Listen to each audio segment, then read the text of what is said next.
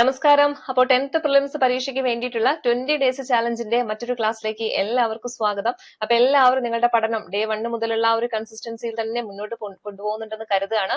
അപ്പൊ ആദ്യമായിട്ട് കാണുന്നവരാണെങ്കിൽ തീർച്ചയായിട്ടും ഡേ 1 മുതൽ കറക്റ്റ് ആയിട്ടൊന്ന് ഫോളോ ചെയ്ത് വരിക കേട്ടോ. നമ്മുടെ ക്ലാസ്സിന്റെ PDF നോട്ട്സ്, എക്സാം അങ്ങനെയുള്ള കാര്യങ്ങളൊക്കെ ടെലഗ്രാം ചാനലിലാണ് കൊടുക്കുന്നത്. അതുപോലെ തന്നെ മാത്സിന്റെ പ്രാക്ടീസ് ക്വസ്റ്റ്യൻസ് ഒക്കെ ടെലഗ്രാം ചാനലിലാണ് കൊടുക്കുന്നത്.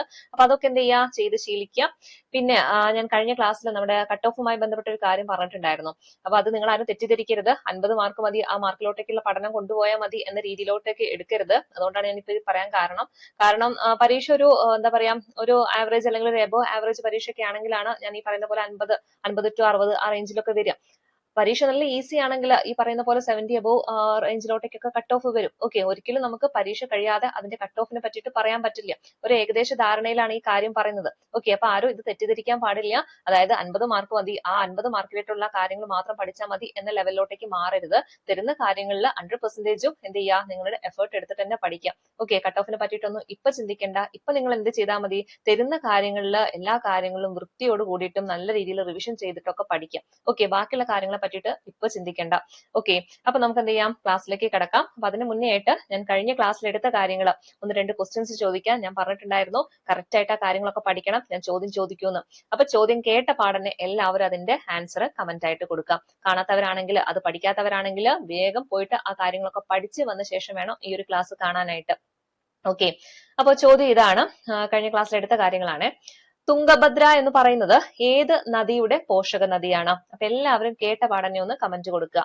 തുംഗഭദ്ര എന്ന് പറയുന്നത് ഏത് നദിയുടെ പോഷക നദിയാണ്? അതുപോലെ രണ്ടാമത്തെ ക്വസ്റ്റ്യൻ ഇതാണ്, ഹിരൺ എന്ന് പറയുന്നത് ഏത് നദിയുടെ പോഷക നദിയാണ്? എന്താണ് ഹിരൺ എന്ന് പറയുന്നത് ഏത് നദിയുടെ പോഷക നദിയാണ്? ഇനി മൂന്നാമത്തെ ക്വസ്റ്റ്യൻ ഇതാണ്, മൂന്നാമത്തെ ക്വസ്റ്റ്യന് മൗണ്ട് കേറ്റോ ഏത് പർവ്വത നിരയിലാണ്? ഓക്കെ, ഏത് പർവ്വത നിരയിലാണെന്ന് കൊടുക്കുക കേട്ടോ. ഈ മൂന്നിന്റെ ആൻസർ കേട്ട പാടന്നെ കമന്റ് ആയിട്ട് കൊടുക്കാം. ഓക്കെ, അപ്പൊ നമുക്ക് സമയം കളയാതെ അടുത്ത ക്വസ്റ്റ്യനിലേക്ക് കടക്കാം. ക്വസ്റ്റ്യൻ ഇതാണ്, താഴെ തന്നിരിക്കുന്നതിൽ ശുദ്ധജല തടാകമല്ലാത്തത് ഏത് എന്നാണ് ചോദിച്ചിട്ടുള്ളത്. ഏതാണ് ഇതിൽ ശുദ്ധജല തടാകമല്ലാത്തത്? ഏതാ വരിക? സാമ്പാർ തടാകമാണ് അല്ലെ. സാമ്പാർ തടാകം എന്ന് പറയുന്നത് ഒരു ഉപ്പ് തടാകമാണ്. ബാക്കിയുള്ള ബൂളാർ തടാകമാണെങ്കിലും ദാൽ തടാകമാണെങ്കിലും ലോക്തക് തടാകമാണെങ്കിലും അതൊക്കെ എന്താണ്, ശുദ്ധജല തടാകങ്ങളിൽ വരുന്നതാണ്. ഓക്കെ, അങ്ങനെയാണെങ്കിൽ ഇന്ത്യയിലെ ഏറ്റവും വലിയ തടാകം ചോദിച്ചാൽ അതേതാണ്?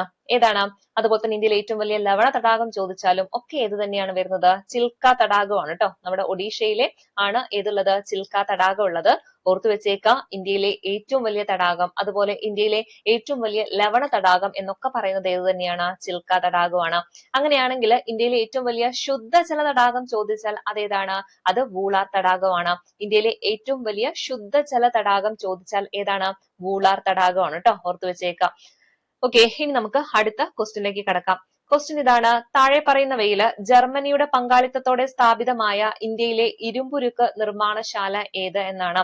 നിങ്ങൾക്കറിയാലോ, ഇരുമ്പുരുക്ക് നിർമ്മാണശാലയുമായി ബന്ധപ്പെട്ട് സ്ഥിരം ചോദ്യം വരാറുണ്ട്. അപ്പൊ ഈ ഒരു ബോക്സ് കൃത്യമായിട്ട് അങ്ങ് പഠിച്ചു വെച്ചേക്കാം. നമ്മുടെ SCERT ടെക്സ്റ്റ് ബുക്കിലുള്ള ഈ ഒരു ബോക്സ് ആണ്. ഇത് പഠിക്കാതെ ഒരു പരീക്ഷയ്ക്കും പോകാൻ പറ്റില്ല. കാരണം അത്രയധികം ചോദ്യങ്ങളാണ് ഈ ഒരു ബോക്സിൽ നിന്ന് വന്നിട്ടുള്ളത്.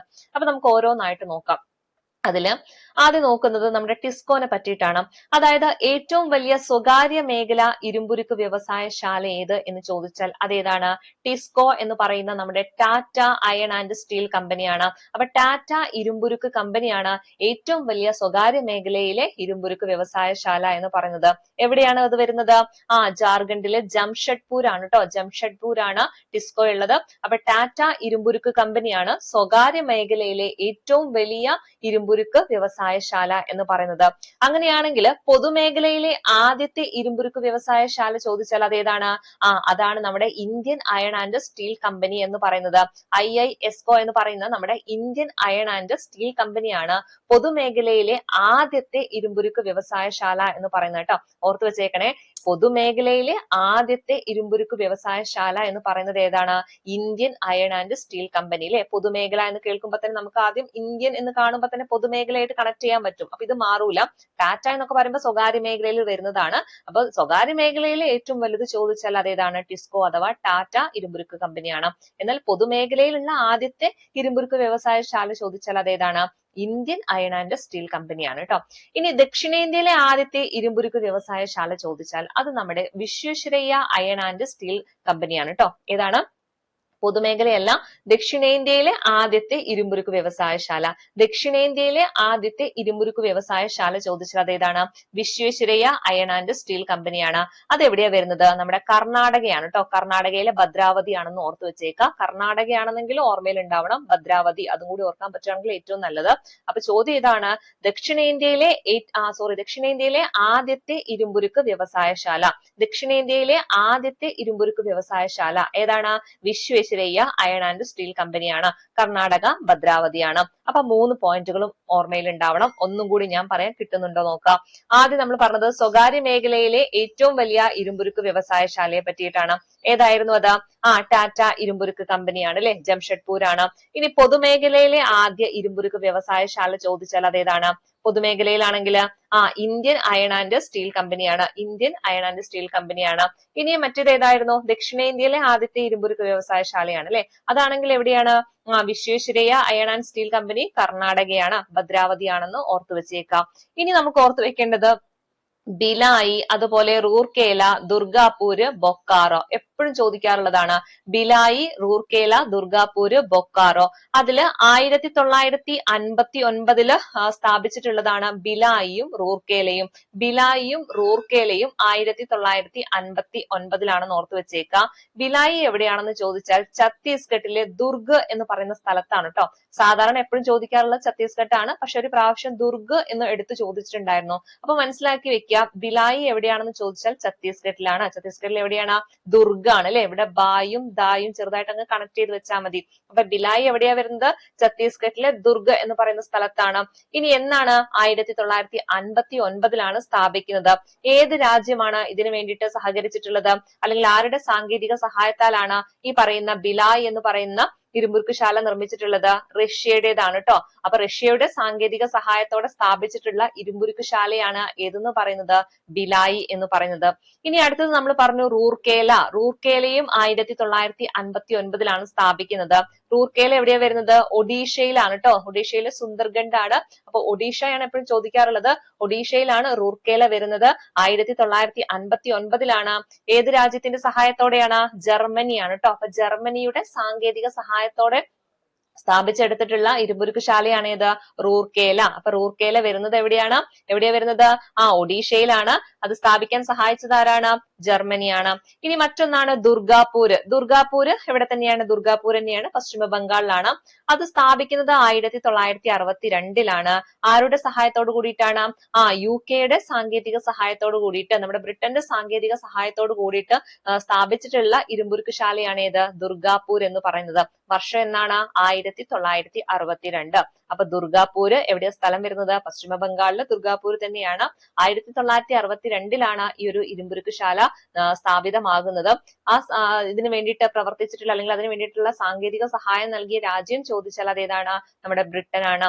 ഇനി മറ്റൊന്നാണ് ബൊക്കാറോ. ബൊക്കാറോ എവിടെ തന്നെയാണ് വരുന്നത്? ജാർഖണ്ഡിലെ ബൊക്കാറോ തന്നെയാണ്. അപ്പൊ ജാർഖണ്ഡ് ആണെന്ന് ഓർത്തു വെച്ചാൽ മതി. വർഷം ചോദിച്ചാൽ 1964. അപ്പൊ വർഷങ്ങളൊക്കെ മനസ്സിലുണ്ടാവണം. ആദ്യം നമ്മൾ 1959 പറഞ്ഞു, അത് 2 ഉണ്ട്. അതിനുശേഷം 1962 പറഞ്ഞു, പിന്നെ 1964. 1964 ബൊക്കാറോ ഇരുമ്പുരുക്ക് ശാല സ്ഥാപിതമാകുന്നത്. ഇനി അതിനു വേണ്ടിയിട്ട് അല്ലെങ്കിൽ അതിന്റെ സാങ്കേതിക സഹായം കൊടുത്തത് ആരാണ്? റഷ്യയാണ് അല്ലെ. ബൊക്കാറോക്ക് വേണ്ടിയിട്ട് സാങ്കേതിക സഹായം കൊടുത്തത് റഷ്യയാണ്. ഓർത്തു വെക്കാലോ. ഒന്നും കൂടി ഞാൻ പറഞ്ഞുതരാം. ആദ്യം നമ്മൾ ഭിലായിയെ പറഞ്ഞു അല്ലെ. ഭിലായി എവിടെയാണെന്ന് ചോദിച്ചാൽ ഛത്തീസ്ഗഡിലെ ദുർഗ് ആണെന്ന് ഓർത്തു വെക്കുക. 1959 ആരാണ് അതിനെ സഹായിച്ചത്? അല്ലെങ്കിൽ ഭിലായി ഇരുമ്പുരുക്ക് ശാല സ്ഥാപിക്കാൻ വേണ്ടിയിട്ട് അതിന് സാങ്കേതിക സഹായം കൊടുത്ത രാജ്യമാണ് ഏത്? റഷ്യ എന്ന് പറയുന്നത്. അതുപോലെ റൂർക്കേല. റൂർക്കേല എവിടെയാ വരുന്നത്? ഒഡീഷയിലാണ് അല്ലെ. ഒഡീഷയിലെ സുന്ദർഗഡ് ആണ്. 1959 തന്നെയാണ് ഇതും സ്ഥാപിതമാകുന്നത്.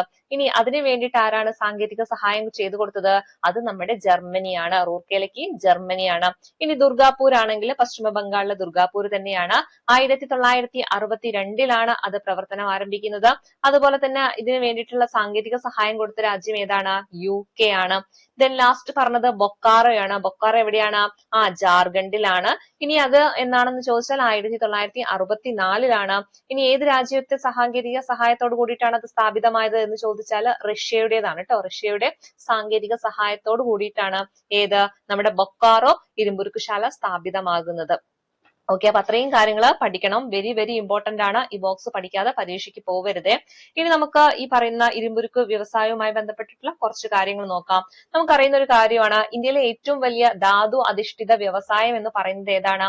ഇരുമ്പുരുക്ക് വ്യവസായമാണ് കേട്ടോ. അപ്പൊ ഇന്ത്യയിലെ ഏറ്റവും വലിയ ധാതു അധിഷ്ഠിത വ്യവസായം എന്ന് ചോദിച്ചാൽ അത് ഏതാണ്?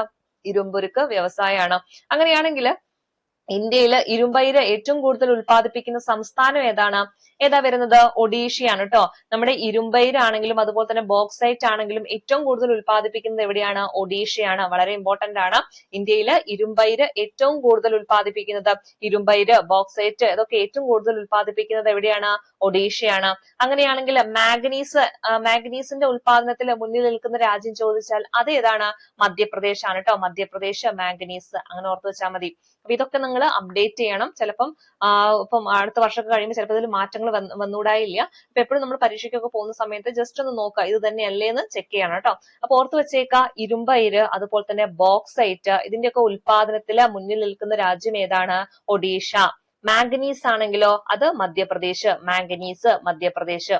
ഓർത്ത് വെക്കാലോ. ഓക്കെ, ഇനി നമുക്ക് അടുത്ത ക്വസ്റ്റ്യനിലേക്ക് കടക്കാം. അടുത്ത ക്വസ്റ്റ്യൻ എന്താ പറയുന്നത്? സിന്ധു നദിയുടെ പോഷക നദികൾ താഴെ കൊടുത്തിരിക്കുന്നതിൽ ശരിയായത് ഏത്? അപ്പൊ ഏതൊക്കെയാണ് സിന്ധു നദിയുടെ പോഷക നദികൾ എന്ന് പറയുന്നത്? ഏതൊക്കെയാ വരുന്നത്? ജലം, ചിനാബ്, രവി, ബിയാസ്, സത്ലജ് അല്ലെ. ആദ്യത്തെ ഓപ്ഷൻ എ ആണ് വരുന്നത്. അപ്പൊ നമുക്ക് നോക്കാം ഹിമാലയൻ നദികളുമായി ബന്ധപ്പെട്ട കാര്യങ്ങൾ കേട്ടോ. അപ്പൊ നമ്മൾ കഴിഞ്ഞ ക്ലാസ്സിൽ ഉപദ്വീപീയ നദികളെ പറ്റിയിട്ടൊക്കെ പഠിച്ചിട്ടുണ്ടായിരുന്നു അല്ലെ. ഇനി നമ്മൾ ഇപ്പൊ പഠിക്കാൻ പോകുന്നത് ഹിമാലയൻ നദികളാണ്. അപ്പൊ നമ്മൾ പഠിച്ചിട്ടുണ്ട് ഹിമാലയൻ നദികൾ എന്ന് പറയുമ്പോൾ അതിൽ ഏതൊക്കെയാ വരുന്നത്? സിന്ധു, ഗംഗ, ബ്രഹ്മപുത്ര. ഈ മൂന്നെണ്ണമാണ് ഏതെന്ന് പറയുന്നത്? ഹിമാലയൻ നദികൾ എന്ന് പറയുന്നത്. അതിൽ നമുക്ക് ആദ്യം സിന്ധുവിനെ നോക്കാം. ഈ സിന്ധു എവിടെ നിന്നാണ് ഉത്ഭവിക്കുന്നത്? സിന്ധു എവിടുന്നാ ഉത്ഭവിക്കുന്നത്?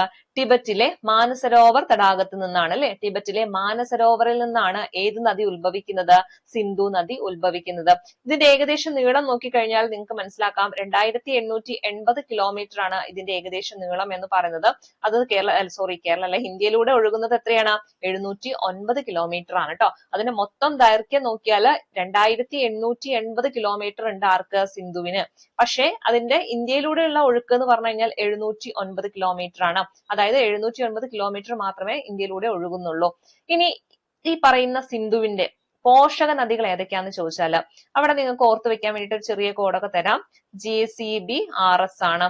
JCB എന്ന് പറഞ്ഞാല്, J എന്ന് പറഞ്ഞാല് ജലം, C എന്ന് പറഞ്ഞാല് ചിനാബ്, B എന്ന് പറഞ്ഞാല് ബിയാസ്, R എന്ന് പറഞ്ഞാൽ രവി, S എന്ന് പറഞ്ഞാൽ ഏതാണ്? സത്ലജ്. ഓക്കെ, അപ്പൊ ഓർത്തു വെച്ചേക്ക, ജലം, അതുപോലെ തന്നെ ചിനാബ്, ബിയാസ്, പിന്നെ ഏതാണ്? രവി, പിന്നെ സത്ലജ്. ഓക്കെ, അപ്പൊ ഇതാണ് നമ്മുടെ സിന്ധുവിന്റെ പോഷക നദികൾ എന്ന് പറയുന്നത്. അപ്പൊ സിന്ധുവുമായി ബന്ധപ്പെട്ട അത്രയും കാര്യങ്ങൾ ഓർത്തു വെക്കുക. അതുപോലെ സിന്ധു പതിക്കുന്നത് എവിടേക്കാണെന്ന് ചോദിച്ചു കഴിഞ്ഞാൽ അറബിക്കടലിലാണ് കേട്ടോ. സിന്ധു പോയിട്ട് പതിക്കുന്നത് എവിടെയാണ്? അറബിക്കടലിലാണ്. അപ്പൊ സിന്ധു എന്ന് പറയുമ്പോൾ അത് എവിടെ നിന്നാണ് ഉത്ഭവിക്കുന്നത്? നമ്മൾ പഠിച്ചു, ടിബറ്റിലെ മാനസരോവറിൽ നിന്നാണ് സിന്ധു ഉത്ഭവിക്കുന്നത്. ഇനി സിന്ധുവിന്റെ നീളം നോക്കിക്കഴിഞ്ഞാൽ നമുക്കറിയാം 2880 കിലോമീറ്റർ ആണ്. 2880 കിലോമീറ്റർ ആണ്. അതില് ഇന്ത്യയിലൂടെ ഒഴുകുന്നത് എത്രയാണ്? 709 കിലോമീറ്റർ ആണ്.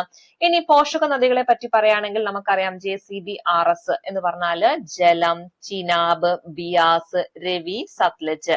ജലം, ചിനാബ്, ബിയാസ്, രവി, സത്ലജ്. ഇതാണ് സിന്ധുവിന്റെ പോഷക നദികൾ എന്ന് പറയുന്നത്. ഇനി ഈ പറയുന്ന നമ്മുടെ സിന്ധു എവിടേക്കാണ് പതിക്കുന്നത്? എവിടെ പോയിട്ടാ പതിക്കുന്നത്? അറബിക്കടലിലാണ് കേട്ടോ. അറബിക്കടലിലാണ്. അതായത് ഹിമാലയൻ നദികളിൽ സിന്ധു മാത്രമാണ് എവിടെ പോയി പതിക്കുന്നത്? അറബിക്കടലിൽ പോയി പതിക്കുന്നത്. അതിൽ വരുന്ന ഗംഗയും ബ്രഹ്മപുത്രയും എവിടേക്കാ പോകുന്നത്? അത് നമ്മുടെ ബംഗാൾ ഉൾക്കടലിൽ പോയിട്ടാണ് പതിക്കുന്നത് കേട്ടോ. ഓർത്തു വെച്ചേക്കണേ. ഇനി നമ്മൾ അടുത്ത് പഠിക്കുന്നത് ഗംഗയാണ്. ഗംഗ എവിടെ നിന്നാണ് ഉത്ഭവിക്കുന്നത്? ഗംഗോത്രിയിലെ ഹിമാനിയിലെ ഗോമുഖ് ഗുഹയിൽ നിന്നാണ് കേട്ടോ. ഗോമുഖ് ഗുഹ അല്ലെങ്കിൽ ഗംഗോത്രി അങ്ങനെയൊക്കെ ആയിരിക്കും പരീക്ഷയിൽ വരിക. അപ്പൊ ഗംഗോത്രി ഹിമാനിയിലെ ഗോമുഖ് ഗുഹയിൽ നിന്നാണ് ഏത് ഉത്ഭവിക്കുന്നത്? ഗംഗാ നദി ഉത്ഭവിക്കുന്നത് അല്ലെ. എല്ലാറ്റിലും ഒരു ഗാ ഉള്ളത് കൊണ്ട് പഠിക്കാൻ എളുപ്പമാണ്. ഓക്കെ, സിന്ധു ആണെങ്കിൽ എവിടുന്ന മാനസരോവർ, സിന്ധു മാനസരോവർ. ഗംഗയാണെങ്കിൽ ഗംഗോത്രി, അതുപോലെ തന്നെ ഗോമുഖ് ഗുഹ, ഗംഗോത്രി ഗോമുഖ് ഗുഹ. ഇതിൽ നിന്നാണ് ഗംഗ ഉത്ഭവിക്കുന്നത്.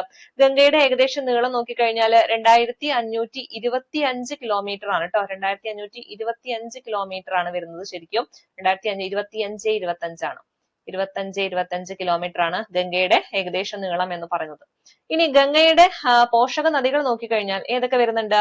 യമുന വരുന്നുണ്ട്, അതുപോലെ തന്നെ കോസി വരുന്നുണ്ട്, പിന്നെ സോണ് വരുന്നുണ്ട്, അതുപോലെ ഗോമതി വരുന്നുണ്ട്. ഇതാണ് നമ്മുടെ ഗംഗയുടെ ഏറ്റവും പ്രധാനപ്പെട്ട പോഷക നദികൾ എന്ന് പറയുന്നത്. അപ്പൊ യമുന ആരുടേതാണ്? ഗംഗയുടെ പോഷക നദിയാണ്. അതുപോലെ കോസി, ഗോമതി, സോണ് ഇതൊക്കെ ആരുടേതാണ്? ഗംഗയുടെ പോഷക നദിയാണ്. ഗംഗ എവിടെ പോയിട്ടാണ് പതിക്കുന്നത്? ബംഗാൾ ഉൾക്കടലിലാണ് കേട്ടോ. അപ്പൊ ഗംഗയെ പറ്റിയിട്ട് എന്തൊക്കെയാണ് നമ്മൾ പഠിച്ചത്? ഗംഗ എവിടെന്നാ ഉത്ഭവിക്കുന്നത്? ഗംഗോത്രി ഹിമാനിയിലെ ഗോമുഖ് ഗുഹയിൽ നിന്നാണ് ഉത്ഭവിക്കുന്നത്. ഇനി ഗംഗയുടെ നീളം നോക്കിയാൽ എത്രയാണ്? നമ്മൾ പറഞ്ഞു 2525 കിലോമീറ്റർ ആണ്. ഇതിന്റെ പ്രധാനപ്പെട്ട പോഷക നദികൾ നോക്കിയാൽ ഏതൊക്കെയാണ്? യമുന വരുന്നുണ്ട്, പിന്നെ ഏതാണ്? കോസി വരുന്നുണ്ട്, പിന്നെ ഗോമതി വരുന്നുണ്ട്, സോണ് വരുന്നുണ്ട്. അപ്പൊ യമുന, കോസി, ഗോമതി, സോണം ഇതാണ് ആരുടെ പോഷക നദികൾ എന്ന് പറയുന്നത്? ഗംഗയുടെ പോഷക നദികൾ. ഇനി നമ്മൾ ലാസ്റ്റ് പഠിക്കുന്നത് ബ്രഹ്മപുത്രയാണ്. ബ്രഹ്മപുത്ര എവിടുന്നാണ് ഉത്ഭവിക്കുന്നത് എന്ന് ചോദിച്ചാല് ടിബറ്റിലെ ചെമ്യുങ് ഹിമാനിയിൽ നിന്നാണ് കേട്ടോ. ചെമ്യുങ് ഹിമാനിയിൽ നിന്നാണ് ആര് ഉത്ഭവിക്കുന്നത്? നമ്മുടെ ബ്രഹ്മപുത്ര ഉത്ഭവിക്കുന്നത്. അപ്പൊ ടിബറ്റിലെ ചെമ്യുങ് ഹിമാനിയിൽ നിന്നാണ് ബ്രഹ്മപുത്ര ഉത്ഭവിക്കുന്നത് എന്ന് നോക്കുക കേട്ടോ, ഓർത്തു വെക്കാം. ഇനി ഏകദേശം നീളം നോക്കിക്കഴിഞ്ഞാൽ 2900 കിലോമീറ്റർ ആണ്. അത് ഓർത്തു വെച്ചാൽ മതി. 2900 കിലോമീറ്റർ ആണ് ബ്രഹ്മപുത്രയുടെ നീളം എന്ന് പറയുന്നത്. ഇനി ബ്രഹ്മപുത്രയുടെ പോഷക നദികൾ എപ്പോഴും ചോദിക്കാറുണ്ട്. ബ്രഹ്മപുത്രയുടെ പോഷക നദികൾ ഏതൊക്കെയാണ്? ഏതൊക്കെ വരുന്നുണ്ട്? സുബാൻസിരി, മാനസ്, ലോഹിത്, തീസ്ത. ഇതാണ് പ്രധാനപ്പെട്ട 4 പോഷക നദികൾ എന്ന് പറയുന്നത്. അപ്പൊ ബ്രഹ്മപുത്രയുടെ പോഷക നദികൾ ഏതൊക്കെയാ വരുന്നത്? സുബാൻസിരി, മാനസ്, ലോഹിത്, തീസ്ത. സുബാൻസിരി, മാനസ്, ലോഹിത്, തീസ്ത ഇതാണ് ബ്രഹ്മപുത്രയുടെ പോഷക നദികൾ. അപ്പൊ എന്തൊക്കെയാ പറഞ്ഞത് നമ്മള്? ബ്രഹ്മപുത്ര എവിടുന്നാ ഉത്ഭവിക്കുന്നത്? ടിബറ്റിലെ ചെമ്യുങ് ഹിമാനിയിൽ നിന്നാണ്. നീളം നോക്കിയാൽ 2900 കിലോമീറ്റർ ആണ്. ഇനി പോഷക നദികൾ നോക്കിയാൽ ഏതൊക്കെയാ വരുന്നത്? സുബാൻസിരി, മാനസ്, ലോഹിത്, തീസ്ത. എവിടെ പോയിട്ടാണ് പതിക്കുന്നത്? നമ്മുടെ ബംഗാൾ ഉൾക്കടലില്. അപ്പൊ ഇത്രയും കാര്യങ്ങൾ നിങ്ങൾ ഇവിടെ എന്ത് ചെയ്യുക? ഓർത്തു വെച്ചേക്കാം. ഞാൻ ഒന്നും കൂടി റിവൈസ് ചെയ്ത് തരാം. നമ്മളിപ്പോ പഠിച്ചുകൊണ്ടിരിക്കുന്നത് എന്താണ്? ഹിമാലയൻ നദികളെ പറ്റിയിട്ടാണ് അല്ലെ. ഹിമാലയൻ നദികളിൽ ഏതൊക്കെയാ വരുന്നത്? സിന്ധു, ഗംഗ, ബ്രഹ്മപുത്ര. സിന്ധു എവിടെ നിന്നാണ് ഉത്ഭവിക്കുന്നത്? ടിബറ്റിലെ മാനസരോവർ തടാകത്തിൽ നിന്നാണ്. ഓക്കെ, ഇനി സിന്ധുവിനെ പറ്റി പറയുകയാണെങ്കിൽ ഏകദേശം 2880 കിലോമീറ്റർ ആണ്. അത് നമ്മുടെ ഇന്ത്യയിലൂടെ ഒഴുകുന്ന നീളം എന്ന് പറഞ്ഞു കഴിഞ്ഞാൽ എത്രയാ? 709 കിലോമീറ്റർ ആണ്. ഇനി സിന്ധുവിന്റെ പോഷക നദികൾ ചോദിച്ചാൽ ഏതാണ്? എപ്പോഴും ചോദിക്കാറുണ്ട്, അതുകൊണ്ട് ഒരു കോഡ് വെച്ചേക്ക. JCB-RS. ജലം, ചിനാബ്, ബിയാസ്, രവി, സത്ലജ്. ഇതാണ് സിന്ധുവിന്റെ ഈ 5 പോഷക നദികൾ എന്ന് പറയുന്നത്. ഇനി എവിടെയാ പോയി പതിക്കുന്നത്? അത് അറബിക്കടലിലാണ്. ഇനി ഗംഗയെ പറ്റി പറയുകയാണെങ്കിൽ ഗംഗ എവിടെന്നാ ഉത്ഭവിക്കുന്നത്? അല്ലെ, ആ പേര് നിങ്ങൾക്ക് ഓർമ്മയിലുണ്ടാവും. ഗംഗോത്രി ഹിമാനിയിലെ ഗോമുഖ് ഗുഹയിൽ നിന്നാണ് ഗംഗ ഉത്ഭവിക്കുന്നത്. ഏകദേശം നീളം നോക്കിയാൽ 2525 കിലോമീറ്റർ ആണ്. ഇനി ഗംഗയുടെ പ്രധാന പോഷക നദികൾ ഏതൊക്കെയാ വരുന്നത്? നമ്മുടെ യമുന വരുന്നുണ്ട്, പിന്നെ ഏതാ വരുന്നത്? കോസി, പിന്നെ ഏതാണ്? ഗോമതി വരുന്നുണ്ട്, സോണൊക്കെ ആരുടെ പോഷക നദിയാണ്? ഗംഗയുടെ പോഷക നദിയാണ്. ഗംഗ പതിക്കുന്നത് എവിടെയാണെന്ന് ചോദിച്ചാല് ബംഗാൾ ഉൾക്കടലിലാണ്. ഇനി ലാസ്റ്റ് വൺ നമ്മൾ പറഞ്ഞത് ബ്രഹ്മപുത്രയാണ്. ബ്രഹ്മപുത്ര എവിടെന്നാ ഉത്ഭവിക്കുന്നത്? ടിബറ്റിലെ ചെമ്യുങ് ഹിമാനിയിൽ നിന്നാണ്. ഇനി നമ്മുടെ ബ്രഹ്മപുത്രയുടെ ഏകദേശം നീളം നോക്കിയാൽ 2900 കിലോമീറ്റർ ആണ്. പ്രധാനപ്പെട്ട അതിന്റെ പോഷക നദികൾ നോക്കിയാൽ ഏതൊക്കെയാണ്? സുബാൻസിരി, മാനസ്, ലോഹിത്, തീസ്ത. ഇതാണ് അതിന്റെ പ്രധാനപ്പെട്ട പോഷക നദികൾ എന്ന് പറയുന്നത്. ഓക്കെ, പതിക്കുന്നത് എവിടെ തന്നെയാണ്? നമ്മുടെ ബംഗാൾ ഉൾക്കടലിലാണ്.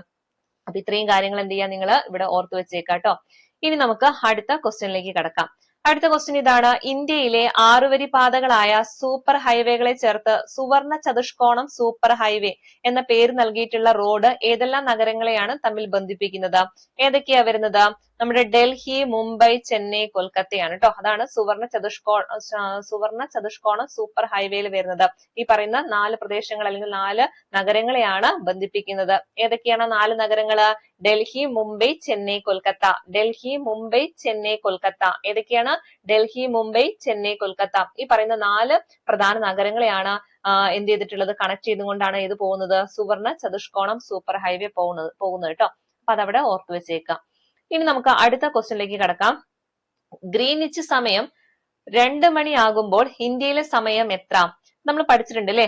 നമ്മുടെ ഇന്ത്യൻ സമയം എന്ന് പറയുമ്പോൾ ഗ്രീനിച്ച് സമയത്തിനേക്കാൾ എത്ര മണിക്കൂറാണ്? 5.5 മണിക്കൂർ മുന്നെയാണ് നമ്മുടെ സമയം എന്ന് പറയുന്നത്. അങ്ങനെയാണെങ്കിൽ ഗ്രീനിച്ച് സമയം എന്ന് പറയുന്നത് 2 മണിയാണെങ്കിൽ, 2 PM ആണെങ്കിൽ നമ്മുടെ ഇന്ത്യയിലെ സമയം എന്ന് പറയുമ്പോൾ എത്രയായിരിക്കും? ഇതിനോട് അങ്ങ് 5.5 കൂട്ടിയാൽ മതി. 5.5 കൂട്ടിയാൽ മതി. ഓക്കെ, അപ്പൊ എത്ര വരും? 7.5 മണിക്കൂർ ആവും കേട്ടോ. അതായത് ഗ്രീനിച്ച് സമയം 2 മണി, 2 PM ആണെങ്കിൽ നമ്മൾ ഇവിടുത്തെ സമയം എന്ന് പറയുന്നത് എത്രയായിരിക്കും? 7.5 മണി അല്ലെങ്കിൽ 7.5 PM ആയിരിക്കും. നമ്മൾ എന്താ അവരെക്കാളും മുന്നിലാണ്, അല്ലെങ്കിൽ 5.5 മണിക്കൂർ മുന്നിലാണ്. ഓക്കെ, അപ്പൊ ഇത് വരും ആൻസർ 7:30 PM വരും. ഇനി നമുക്ക് അടുത്ത ക്വസ്റ്റ്യനിലേക്ക് കടക്കാം. വിഴിഞ്ഞം തുറമുഖം സ്ഥിതി ചെയ്യുന്നത് ഏത് താലൂക്കിലാണ്? ഓക്കെ, അപ്പൊ വിഴിഞ്ഞം അന്താരാഷ്ട്ര തുറമുഖവുമായി ബന്ധപ്പെട്ടിട്ടുള്ള ചോദ്യങ്ങൾ വരാനുള്ള സാധ്യത കൂടുതലാണ്. അപ്പൊ ഓർത്തു വെച്ചേക്ക, വിഴിഞ്ഞം തുറമുഖം സ്ഥിതി ചെയ്യുന്ന താലൂക്ക് ചോദിച്ചാൽ അത് ഏതാണ്? നെയ്യാറ്റിൻകര താലൂക്കാണ്. അങ്ങനെയാണെങ്കിൽ ഈ വിഴിഞ്ഞം അന്താരാഷ്ട്ര തുറമുഖം എന്നാണ് ഉദ്ഘാടനം ചെയ്തത്? എന്നായിരുന്നു? 2023 ഒക്ടോബർ 15-നാണ്. 2023 ഒക്ടോബർ 15-നാണ് വിഴിഞ്ഞം അന്താരാഷ്ട്ര തുറമുഖം ഉദ്ഘാടനം ചെയ്തത്. എന്നാൽ അത് രാജ്യത്തിന് സമർപ്പിക്കുന്നത് എന്നാണെന്ന് ചോദിച്ചാൽ 2025 മെയ് 2-നാണ് കേട്ടോ. ഇമ്പോർട്ടന്റ് ആണ്. 2025 മെയ് 2-നാണ് രാജ്യത്തിന് ഈ ഒരു വിഴിഞ്ഞം അന്താരാഷ്ട്ര തുറമുഖം സമർപ്പിക്കുന്നത്. ഇതിന്റെ ഒരു പ്രത്യേകത എന്തൊക്കെയാണെന്ന് അറിയോ? പ്രധാനപ്പെട്ട 3 കാര്യങ്ങളുണ്ട്. ഒന്നാമത്തേത്, ഇന്ത്യയിലെ ആദ്യ ട്രാൻസ്ഷിപ്മെന്റ് തുറമുഖമാണ്. അതുപോലെ തന്നെ ഇന്ത്യയിലെ ആദ്യത്തെ കണ്ടെയ്നർ തുറമുഖവുമാണ്. അതുപോലെ ഇന്ത്യയിലെ ഏറ്റവും വലിയ ആഴം കൂടിയിട്ടുള്ള സ്വാഭാവിക തുറമുഖം കൂടിയാണ് ഏതെന്ന് പറയുന്നത്? വിഴിഞ്ഞം അന്താരാഷ്ട്ര തുറമുഖം എന്ന് പറയുന്നത്. എന്തൊക്കെ കാര്യങ്ങളാണ് പറഞ്ഞത്? ഒന്നാമത്തേത്, ഇന്ത്യയിലെ ആദ്യത്തെ ട്രാൻസ്ഷിപ്മെന്റ് തുറമുഖമാണ്. രണ്ടാമത് പറഞ്ഞത് ഇന്ത്യയിലെ ആദ്യത്തെ കണ്ടെയ്നർ തുറമുഖം. അതുപോലെ മൂന്നാമത് നമ്മൾ പറഞ്ഞത് ഇന്ത്യയിലെ ഏറ്റവും വലിയ ആഴം കൂടിയിട്ടുള്ള സ്വാഭാവിക തുറമുഖം കൂടിയാണ് ഏത്? വിഴിഞ്ഞം അന്താരാഷ്ട്ര തുറമുഖം എന്ന് പറയുന്നത്. ഇനി ഈ ഒരു തുറമുഖത്തേക്ക് എത്തിയിട്ടുള്ള ആദ്യത്തെ കപ്പൽ ഏതാണെന്ന് ചോദിച്ചാൽ അത് ഏതായിരുന്നു? സാൻ ഫെർണാണ്ടോയാണ് കേട്ടോ. ആദ്യ കപ്പൽ, അതായത് വിഴിഞ്ഞത്തെത്തിയ ആദ്യ കപ്പൽ ഏതാണ്? സാൻ ഫെർണാണ്ടോയാണ്. എന്നാൽ വിഴിഞ്ഞം തുറമുഖത്തെത്തിയ ആദ്യത്തെ കണ്ടെയ്നർ കപ്പൽ ചോദിച്ചാൽ അതേതാണ്? ഷെൻഹുവ 15 ആണ്. ഏതാണ്? ഷെൻഹുവ 15. അപ്പൊ വിഴിഞ്ഞത്തെത്തിയിട്ടുള്ള ആദ്യത്തെ കപ്പൽ ഏതാണ്? San Fernando. വിഴിഞ്ഞം തുറമുഖത്തെത്തിയ ആദ്യത്തെ കണ്ടെയ്നർ കപ്പൽ ഏതാണ്? അത് ഷെൻഹുവ 15. അപ്പൊ ഇത്രയും കാര്യങ്ങൾ നിങ്ങൾ എന്ത് ചെയ്യുക? വിഴിഞ്ഞം അന്താരാഷ്ട്ര തുറമുഖവുമായി ബന്ധപ്പെട്ടിട്ടൊന്ന് ഓർത്തു വെച്ചേക്കാം. അപ്പൊ ഇത് എവിടെയാണ് സ്ഥിതി ചെയ്യുന്നത്? നെയ്യാറ്റിൻകര താലൂക്കിലാണ്. ഉദ്ഘാടനം ചെയ്തത് 2023 ഒക്ടോബർ 15-നാണ്. അതുപോലെ ഇത് രാജ്യത്തിന് സമർപ്പിച്ചത് എന്നാണെന്ന് ചോദിച്ചാല് 2025 മെയ് 2-നാണ്. മെയ് 2-നാണ് ഇത് രാജ്യത്തിന് സമർപ്പിച്ചിട്ടുള്ളത്. നമുക്കറിയാം, ഇന്ത്യയിലെ ആദ്യത്തെ ട്രാൻസ്ഷിപ്മെന്റ് തുറമുഖമാണ്. ഇന്ത്യയിലെ ആദ്യത്തെ കണ്ടെയ്നർ തുറമുഖമാണ്. അതുപോലെ ഇന്ത്യയിലെ ഏറ്റവും വലിയ ആഴം കൂടിയിട്ടുള്ള സ്വാഭാവിക തുറമുഖം കൂടിയാണ് ഏതെന്ന് പറയുന്നത്? വിഴിഞ്ഞം അന്താരാഷ്ട്ര തുറമുഖം എന്ന് പറയുന്നത്. ഈ ഒരു വിഴിഞ്ഞത്തെത്തിയിട്ടുള്ള ആദ്യത്തെ കപ്പലാണ് ഇത്? സാൻ ഫെർണാണ്ടോ എന്ന് പറയുന്നത്. എന്നാല് വിഴിഞ്ഞം തുറമുഖത്തെത്തിയിട്ടുള്ള ആദ്യത്തെ കണ്ടെയ്നർ കപ്പൽ ഏതാണെന്ന് ചോദിച്ചാൽ അതേതാണ്? ഷെൻഹുവ 15 ആണ്. ഓർത്തു വെക്കണേ അത്രയും കാര്യങ്ങള്. ഇനി നമുക്ക് അടുത്ത ക്വസ്റ്റ്യനിലേക്ക് കടക്കാം. അടുത്ത ക്വസ്റ്റ്യൻ ഇതാണ്: മൺസൂൺ മഴയും ഇടവിട്ട് വേനൽക്കാലവും മാറി മാറി അനുഭവപ്പെടുന്ന പ്രദേശങ്ങളിൽ രൂപപ്പെടുന്ന മണ്ണിനം ഏതാണ്? ഏത് മണ്ണിനുമാണ്? മൺസൂൺ മഴയും അതുപോലെ ഇടവിട്ട് വേനൽക്കാലവും മാറി മാറി അനുഭവപ്പെടുന്ന, നല്ല ചൂടും നല്ല മഴയുള്ള അല്ലെങ്കിൽ നല്ല താപനിലയും നല്ല എന്താ പറയാ മഴയുള്ള പ്രദേശങ്ങളിൽ കാണപ്പെടുന്ന മണ്ണിനം ചോദിച്ചാൽ അത് ഏതാണ് വരുന്നത്? ലാറ്ററൈറ്റ് മണ്ണാണ് കേട്ടോ. ലാറ്ററൈറ്റ് മണ്ണാണ്.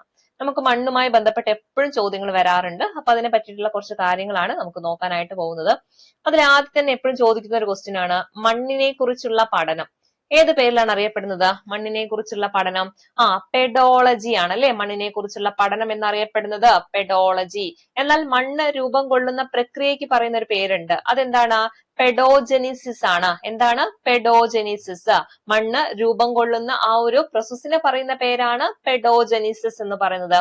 അങ്ങനെയാണെങ്കിൽ ഇന്ത്യയിൽ ഏറ്റവും കൂടുതൽ കാണപ്പെടുന്ന മണ്ണിനം ചോദിച്ചാലോ, അത് നമ്മുടെ എക്കൽ മണ്ണാണ് കേട്ടോ. നമ്മുടെ കേരളത്തിൽ ഏറ്റവും കൂടുതൽ കാണപ്പെടുന്നത് ലാറ്ററൈറ്റ് മണ്ണാണ്. ഓക്കെ, അപ്പൊ ഈ കേരളത്തിൽ ഏറ്റവും കൂടുതൽ കാണപ്പെടുന്ന മണ്ണിനം ചോദിച്ചാൽ ലാറ്ററൈറ്റ് ആണ്. എന്നാൽ ഇന്ത്യയിലെ ഏറ്റവും കൂടുതൽ കാണപ്പെടുന്ന മണ്ണിനം ചോദിച്ചാൽ അത് ഏതാണ്? എക്കൽ മണ്ണാണ്. ഇനി നമ്മൾ പറഞ്ഞിട്ടുണ്ടല്ലേ, നമ്മൾ ഉത്തരേന്ത്യൻ സമതലം പഠിച്ച സമയത്ത് പറഞ്ഞിട്ടുണ്ടായിരുന്നു, അവിടെ ഏറ്റവും കൂടുതൽ കാണപ്പെടുന്ന മണ്ണിനം ഏതാണ്? എക്കൽ മണ്ണാണ്. അവിടെ തന്നെ നമ്മൾ പറയുന്നത് എന്താണ്? എക്കൽ സമതലങ്ങൾ എന്നാണ് പറയാ. അതായത് നമ്മൾ ഈ പറഞ്ഞിട്ടുണ്ടായിരുന്നു, ഏതായിരുന്നു? ഉത്തരപർവ്വത മേഖലയിൽ നിന്നൊക്കെ ഒഴുകിയെത്തുന്ന നദികൾ ഒഴുക്കി കൊണ്ടുവരുന്ന എന്താ പറയാ, അവസാദങ്ങള് അടിഞ്ഞുകൂടിയിട്ട് രൂപം കൊണ്ടിട്ടുള്ള ഒരു സമതലമാണ് എക്കൽ സമതലങ്ങൾ എന്ന് പറയുന്നത്. ഓക്കെ, അപ്പൊ അവിടെ കാണപ്പെടുന്ന മണ്ണിനമാണ് ഏത്? എക്കൽ മണ്ണ് എന്ന് പറയുന്നത്. അപ്പം ഈ ഒരു എക്കൽ മണ്ണുമായി ബന്ധപ്പെട്ട് എപ്പോഴും ചോദിക്കുന്ന 1-2 ക്വസ്റ്റ്യൻസുകളുണ്ട്. അതായത് അവിടെ വരുന്ന പുതിയ എക്കൽ മണ്ണ് ഏത് പേരിലാണ് അറിയപ്പെടുന്നത് എന്ന് ചോദിക്കും. അതേതാണ്? ഗാദർ എന്ന പേരിലാണ് കേട്ടോ. പഴയതാണെങ്കിൽ അതെന്താണ്? ബങ്കർ എന്ന പേരിലാണ് അറിയപ്പെടുന്നത്. ഓക്കെ, അപ്പൊ മനസ്സിലാക്കേണ്ട കാര്യം, ഇന്ത്യയിലെ ഏറ്റവും കൂടുതൽ കാണപ്പെടുന്ന മണ്ണിനം ഏതാണെന്ന് ചോദിച്ചാൽ അതേതാണ്? എക്കൽ മണ്ണാണ്. ഓക്കെ, ഈ എക്കൽ മണ്ണിൽ തന്നെ വരുന്ന 2 വിഭാഗങ്ങളുണ്ട്. അതായത് പുതിയ തരം എക്കൽ മണ്ണ് അറിയപ്പെടുന്ന പേരാണ് ഗാദർ എന്ന് പറയുന്നത്. അപ്പൊ പുതിയ ആളാണ് ഗാദർ, പഴയത് ഏതാണ്? ബങ്കർ. അപ്പൊ പുതിയ ആള് ഗാദറും പഴയത് ബങ്കറുമാണ്. നമുക്കറിയാം ഇന്ത്യയിൽ ഏറ്റവും കൂടുതൽ കാണപ്പെടുന്ന മണ്ണിനുമാണ്. കേരളത്തിൽ ഏറ്റവും കൂടുതൽ കാണപ്പെടുന്നതാണെങ്കിൽ അതേതാണ്? ലാറ്ററൈറ്റ് മണ്ണാണ്. ഇനി മറ്റൊരു മണ്ണിനമാണ് കറുത്ത മണ്ണ് അഥവാ റിഗർ മണ്ണ് എന്ന് പറയും. നമ്മുടെ ബസാൾട്ട് ശിലകൾക്ക് അപക്ഷയം സംഭവിച്ചുണ്ടാകുന്ന മണ്ണാണ് ഏതെന്ന് പറയുന്നത്? അപക്ഷയം സംഭവിച്ചുണ്ടാകുന്ന മണ്ണാണ് ഏത്? കറുത്ത മണ്ണ് അഥവാ റിഗർ മണ്ണ് എന്ന് പറയുന്നത്. നമുക്കറിയാം അല്ലെ, പരുത്തി കൃഷിക്ക് ഏറ്റവും അനുയോജ്യമായിട്ടുള്ള മണ്ണാണ് ഏത്? നമ്മുടെ കറുത്ത മണ്ണ്. പരുത്തി കൃഷിക്ക് കറുത്ത മണ്ണ് മാത്രമല്ല കേട്ടോ, എക്കൽ മണ്ണൊക്കെ അനുയോജ്യമാണ്. പക്ഷെ ഏറ്റവും കൂടുതൽ അനുയോജ്യമായിട്ടുള്ള മണ്ണ് ചോദിച്ചാൽ അത് ഏതാണ്? കറുത്ത മണ്ണ്. കറുത്ത മണ്ണിനെ വിളിക്കുന്ന മറ്റൊരു പേരാണ് എന്താ? റിഗർ മണ്ണ് എന്ന് പറയുന്നത്. അപ്പൊ ഓർത്തു വെച്ചേക്ക, ബസാൾട്ട് ശിലകൾക്ക് അപക്ഷയം സംഭവിച്ചിട്ടുണ്ടായിട്ടുള്ള മണ്ണാണ് ഏതെന്ന് പറയുന്നത്? കറുത്ത മണ്ണ്. അതുപോലെ തന്നെ ഡെക്കാൻ ട്രാപ്പ് മേഖലകളിൽ കാണപ്പെടുന്ന മണ്ണ് ചോദിച്ചാലും ഏത് തന്നെയാണ്? കറുത്ത മണ്ണാണ്. ഡെക്കാൻ ട്രാപ്പ് മേഖലകളിൽ കാണപ്പെടുന്ന മണ്ണ് ചോദിച്ചാലും ഏത് തന്നെയാണ്? കറുത്ത മണ്ണാണ്. നമ്മുടെ പരുത്തി കൃഷിക്ക് ഏറ്റവും അനുയോജ്യമായിട്ടുള്ള മണ്ണ് കൂടിയാണ് ഏതാ? ഈ പറയുന്ന കറുത്ത മണ്ണ്. ഇനി മറ്റൊരു മണ്ണാണ് ചെമ്മണ്ണ്. ചെമ്മണ്ണുമായി ബന്ധപ്പെട്ട് എപ്പോഴും ചോദിക്കുന്ന ഒരു ക്വസ്റ്റ്യൻ ആണ്. ചെമ്മണ്ണ് എന്ന് പറയുമ്പോൾ കായാന്ത്രിത ശിലകളും പരൽ രൂപ ശിലകളും പൊടിഞ്ഞു രൂപം കൊള്ളുന്ന ഒരു മണ്ണാണ് ഏതെന്ന് പറയുന്നത്? ചെമ്മണ്ണ് എന്ന് പറയുന്നത്. എങ്ങനെയാണ്? കായാന്ത്രിത ശിലകളും പരൽ രൂപ ശിലകളും പൊടിഞ്ഞു രൂപം കൊള്ളുന്ന മണ്ണാണ് ഏത്? ചെമ്മണ്ണ് എന്ന് പറയുന്നത്.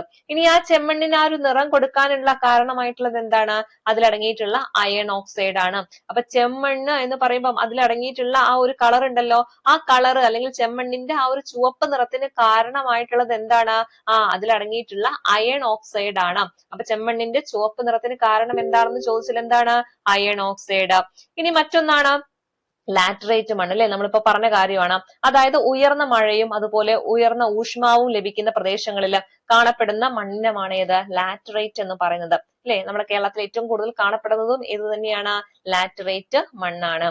ഓക്കെ, ഇനി മണ്ണുമായി ബന്ധപ്പെട്ട് ചോദിക്കുന്ന ഒരു ക്വസ്റ്റ്യൻ ആണ് ലോക മണ്ണ് ദിനം എന്നാണ്. അത് ഡിസംബർ 5 ആണ് അല്ലെ. ഡിസംബർ 5 ആണ് ലോക മണ്ണ് ദിനം എന്ന് പറയുന്നത്. അങ്ങനെയാണെങ്കിൽ ഐക്യരാഷ്ട്രസഭ അന്താരാഷ്ട്ര മണ്ണ് വർഷമായിട്ട് ആചരിച്ചത് എന്നാണ്? അത് 2015. ഐക്യരാഷ്ട്രസഭ അന്താരാഷ്ട്ര മണ്ണ് വർഷമായിട്ട് ആചരിച്ചത് എന്നാണ്?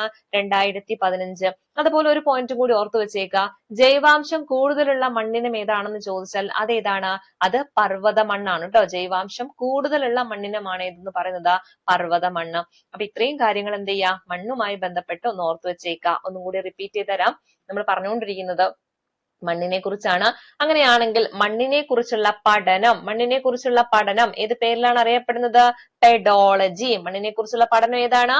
പെഡോളജി. മണ്ണ് രൂപം കൊള്ളുന്ന പ്രക്രിയക്ക് പറയുന്ന പേരെന്തായിരുന്നു? പെഡോജെനിസിസ് ആണ് അല്ലെ. അതായത് മണ്ണ് രൂപം കൊള്ളുന്ന ആ ഒരു പ്രോസസ്സിനെ പറയുന്ന പേരാണ് പെഡോജെനിസിസ് എന്ന് പറയുന്നത്. അങ്ങനെയാണെങ്കിൽ ഇന്ത്യയിൽ ഏറ്റവും കൂടുതൽ കാണപ്പെടുന്ന മണ്ണിനം ഏത് എന്ന് ചോദിച്ചാൽ അതേതാണ്? എക്കൽ മണ്ണാണ്. ഇന്ത്യയിൽ ഏറ്റവും കൂടുതൽ എക്കൽ മണ്ണാണെങ്കിൽ കേരളത്തിൽ ഏറ്റവും കൂടുതൽ ഏതാണ്? ലാറ്ററൈറ്റ് ആണ്. മാറരുത് ട്ടാ. എക്കല് ഈ ആയിട്ടൊക്കെ ഒന്ന് കണക്ട് ചെയ്തൂടെ? ഇന്ത്യ എക്കല്. കേരളമാണെങ്കിൽ ലാറ്ററൈറ്റ് ആണ്. ഇനി എക്കൽ മണ്ണിൽ തന്നെ നമ്മൾ പറഞ്ഞൂലേ, അവിടെ ഗാദറും ഉണ്ട് ബങ്കറുണ്ട്. ഗാദർ എന്ന് പറഞ്ഞാല് ഒരു പുതിയ തരം എക്കൽ മണ്ണാണെങ്കിൽ, പുതുതായിട്ട് രൂപം കൊള്ളുന്ന എക്കൽ മണ്ണാണ് ഗാദർ എന്ന് പറയുന്നത്. പഴയ എക്കൽ മണ്ണാണെങ്കിൽ അതെന്താണ്? ബങ്കർ ആണ്. ഓക്കെ, ഇനി മറ്റൊരു മണ്ണ് നമ്മൾ പറഞ്ഞു, കറുത്ത മണ്ണ് അഥവാ റിഗർ മണ്ണാണ്. എങ്ങനെയാ അത് രൂപം കൊള്ളുന്നത്? ബസാൾട്ട് ശിലകൾക്ക് അപക്ഷയം സംഭവിച്ച് രൂപം കൊള്ളുന്ന മണ്ണാണ് കറുത്ത മണ്ണ് അഥവാ റിഗർ മണ്ണ് എന്ന് പറയുന്നത്. നമ്മുടെ പരുത്തി കൃഷിക്ക് ഏറ്റവും അനുയോജ്യമായിട്ടുള്ള മണ്ണാണ് ഇതെന്ന് പറയുന്നത് കറുത്ത മണ്ണ് എന്ന് പറയുന്നത്. ഓക്കെ, അതുപോലെ തന്നെ ഡെക്കാൻ ട്രാപ്പ് മേഖലകളിൽ കാണപ്പെടുന്ന മണ്ണ് കൂടിയാണ് ഏതാ? കറുത്ത മണ്ണ്. ഡെക്കാൻ ട്രാപ്പ് മേഖലകളിൽ കാണപ്പെടുന്ന മണ്ണാണ് കറുത്ത മണ്ണ്. പിന്നെന്താ പറഞ്ഞത്? കായാന്ത്രിത ശിലകളും പരൽ രൂപ ശിലകളും പൊടിഞ്ഞു രൂപം കൊള്ളുന്ന മണ്ണ് ഏതാണെന്ന് ചോദിച്ചാൽ അതാണ് ചെമ്മണ്ണ്. എങ്ങനെയാണ് ചെമ്മണ്ണ് രൂപം കൊള്ളുന്നത്? കായാന്ത്രിത ശിലകളും അതുപോലെ തന്നെ പരൽ രൂപ ശിലകളും പൊടിഞ്ഞു രൂപം കൊണ്ടിട്ടാണ് ഏത് രൂപം കൊള്ളുന്നത്? ചെമ്മണ്ണ് രൂപം കൊള്ളുന്നത്. ഈ ചെമ്മണ്ണിലെ ആ ഒരു ചുവപ്പ് നിറത്തിന് കാരണമായത് എന്താണ്? അയൺ ഓക്സൈഡ് ആണ്. Iron oxide. അതുപോലെ തന്നെ നമ്മൾ പഠിച്ച മറ്റൊരു മണ്ണാണ് ലാറ്ററൈറ്റ് മണ്ണ്. കേരളത്തിൽ ഏറ്റവും കൂടുതൽ കാണപ്പെടുന്ന മണ്ണാണ് ലാറ്ററൈറ്റ്. എങ്ങനെയാണ് ഇത് ഉണ്ടാവുന്നത്, അല്ലെങ്കിൽ ഇത് ഏത് സ്ഥലങ്ങളിലാണ് ഇത് കൂടുതലായിട്ട് കാണപ്പെടുന്നത്? ഉയർന്ന മഴയും ഉയർന്ന ഊഷ്മാവും ലഭിക്കുന്ന പ്രദേശങ്ങളിൽ കാണപ്പെടുന്ന മണ്ണാണ് ലാറ്ററൈറ്റ് മണ്ണ് എന്ന് പറയുന്നത്. അതുപോലെ ഒരു മണ്ണും കൂടിയുണ്ട്, എപ്പോഴും ചോദിക്കുന്നതാണ്. കുങ്കുമ കൃഷിക്ക് അനുയോജ്യമായിട്ടുള്ള മണ്ണ് ചോദിച്ചാൽ അതേതാണ്? കരേവ മണ്ണാണ് കേട്ടോ. കരേവയാണ് കുങ്കുമ കൃഷിക്ക് അനുയോജ്യമായിട്ടുള്ള മണ്ണ് എന്ന് പറയുന്നത്. അതുപോലെ ലോക മണ്ണ് ദിനം ചോദിച്ചാൽ അതെന്താണ്? ഡിസംബർ 5 ഓക്കെ, ഡിസംബർ 5 ലോക മണ്ണ് ദിനം. അങ്ങനെയാണെങ്കിൽ എന്നാണ് മണ്ണ് വർഷമായിട്ട് ആചരിക്കുന്നത്? അതും ഒരു 5ന്റെ കണക്കാണ്, പക്ഷെ 2015 മാത്രം. ഓക്കെ, അപ്പൊ ഡിസംബർ 5 മണ്ണ് ദിനം. എന്നാൽ അന്താരാഷ്ട്ര മണ്ണ് വർഷം എന്നാണെന്ന് ചോദിച്ചാൽ അത് 2015. ജൈവാംശം കൂടുതലുള്ള മണ്ണിനും ചോദിച്ചാൽ അത് ഏതായിരുന്നു? അത് പർവ്വത മണ്ണാണ്. അത്രയും കാര്യങ്ങൾ അവിടെ ഓർത്തു വെക്കാട്ടോ. ഇനി അടുത്ത ക്വസ്റ്റ്യനിലേക്ക് കടക്കാം. ജൂൺ മാസത്തിൽ തുടങ്ങി സെപ്റ്റംബർ മാസം വരെ നീണ്ടു നിൽക്കുന്ന ഇന്ത്യയിലെ കാർഷിക കാലമേത്?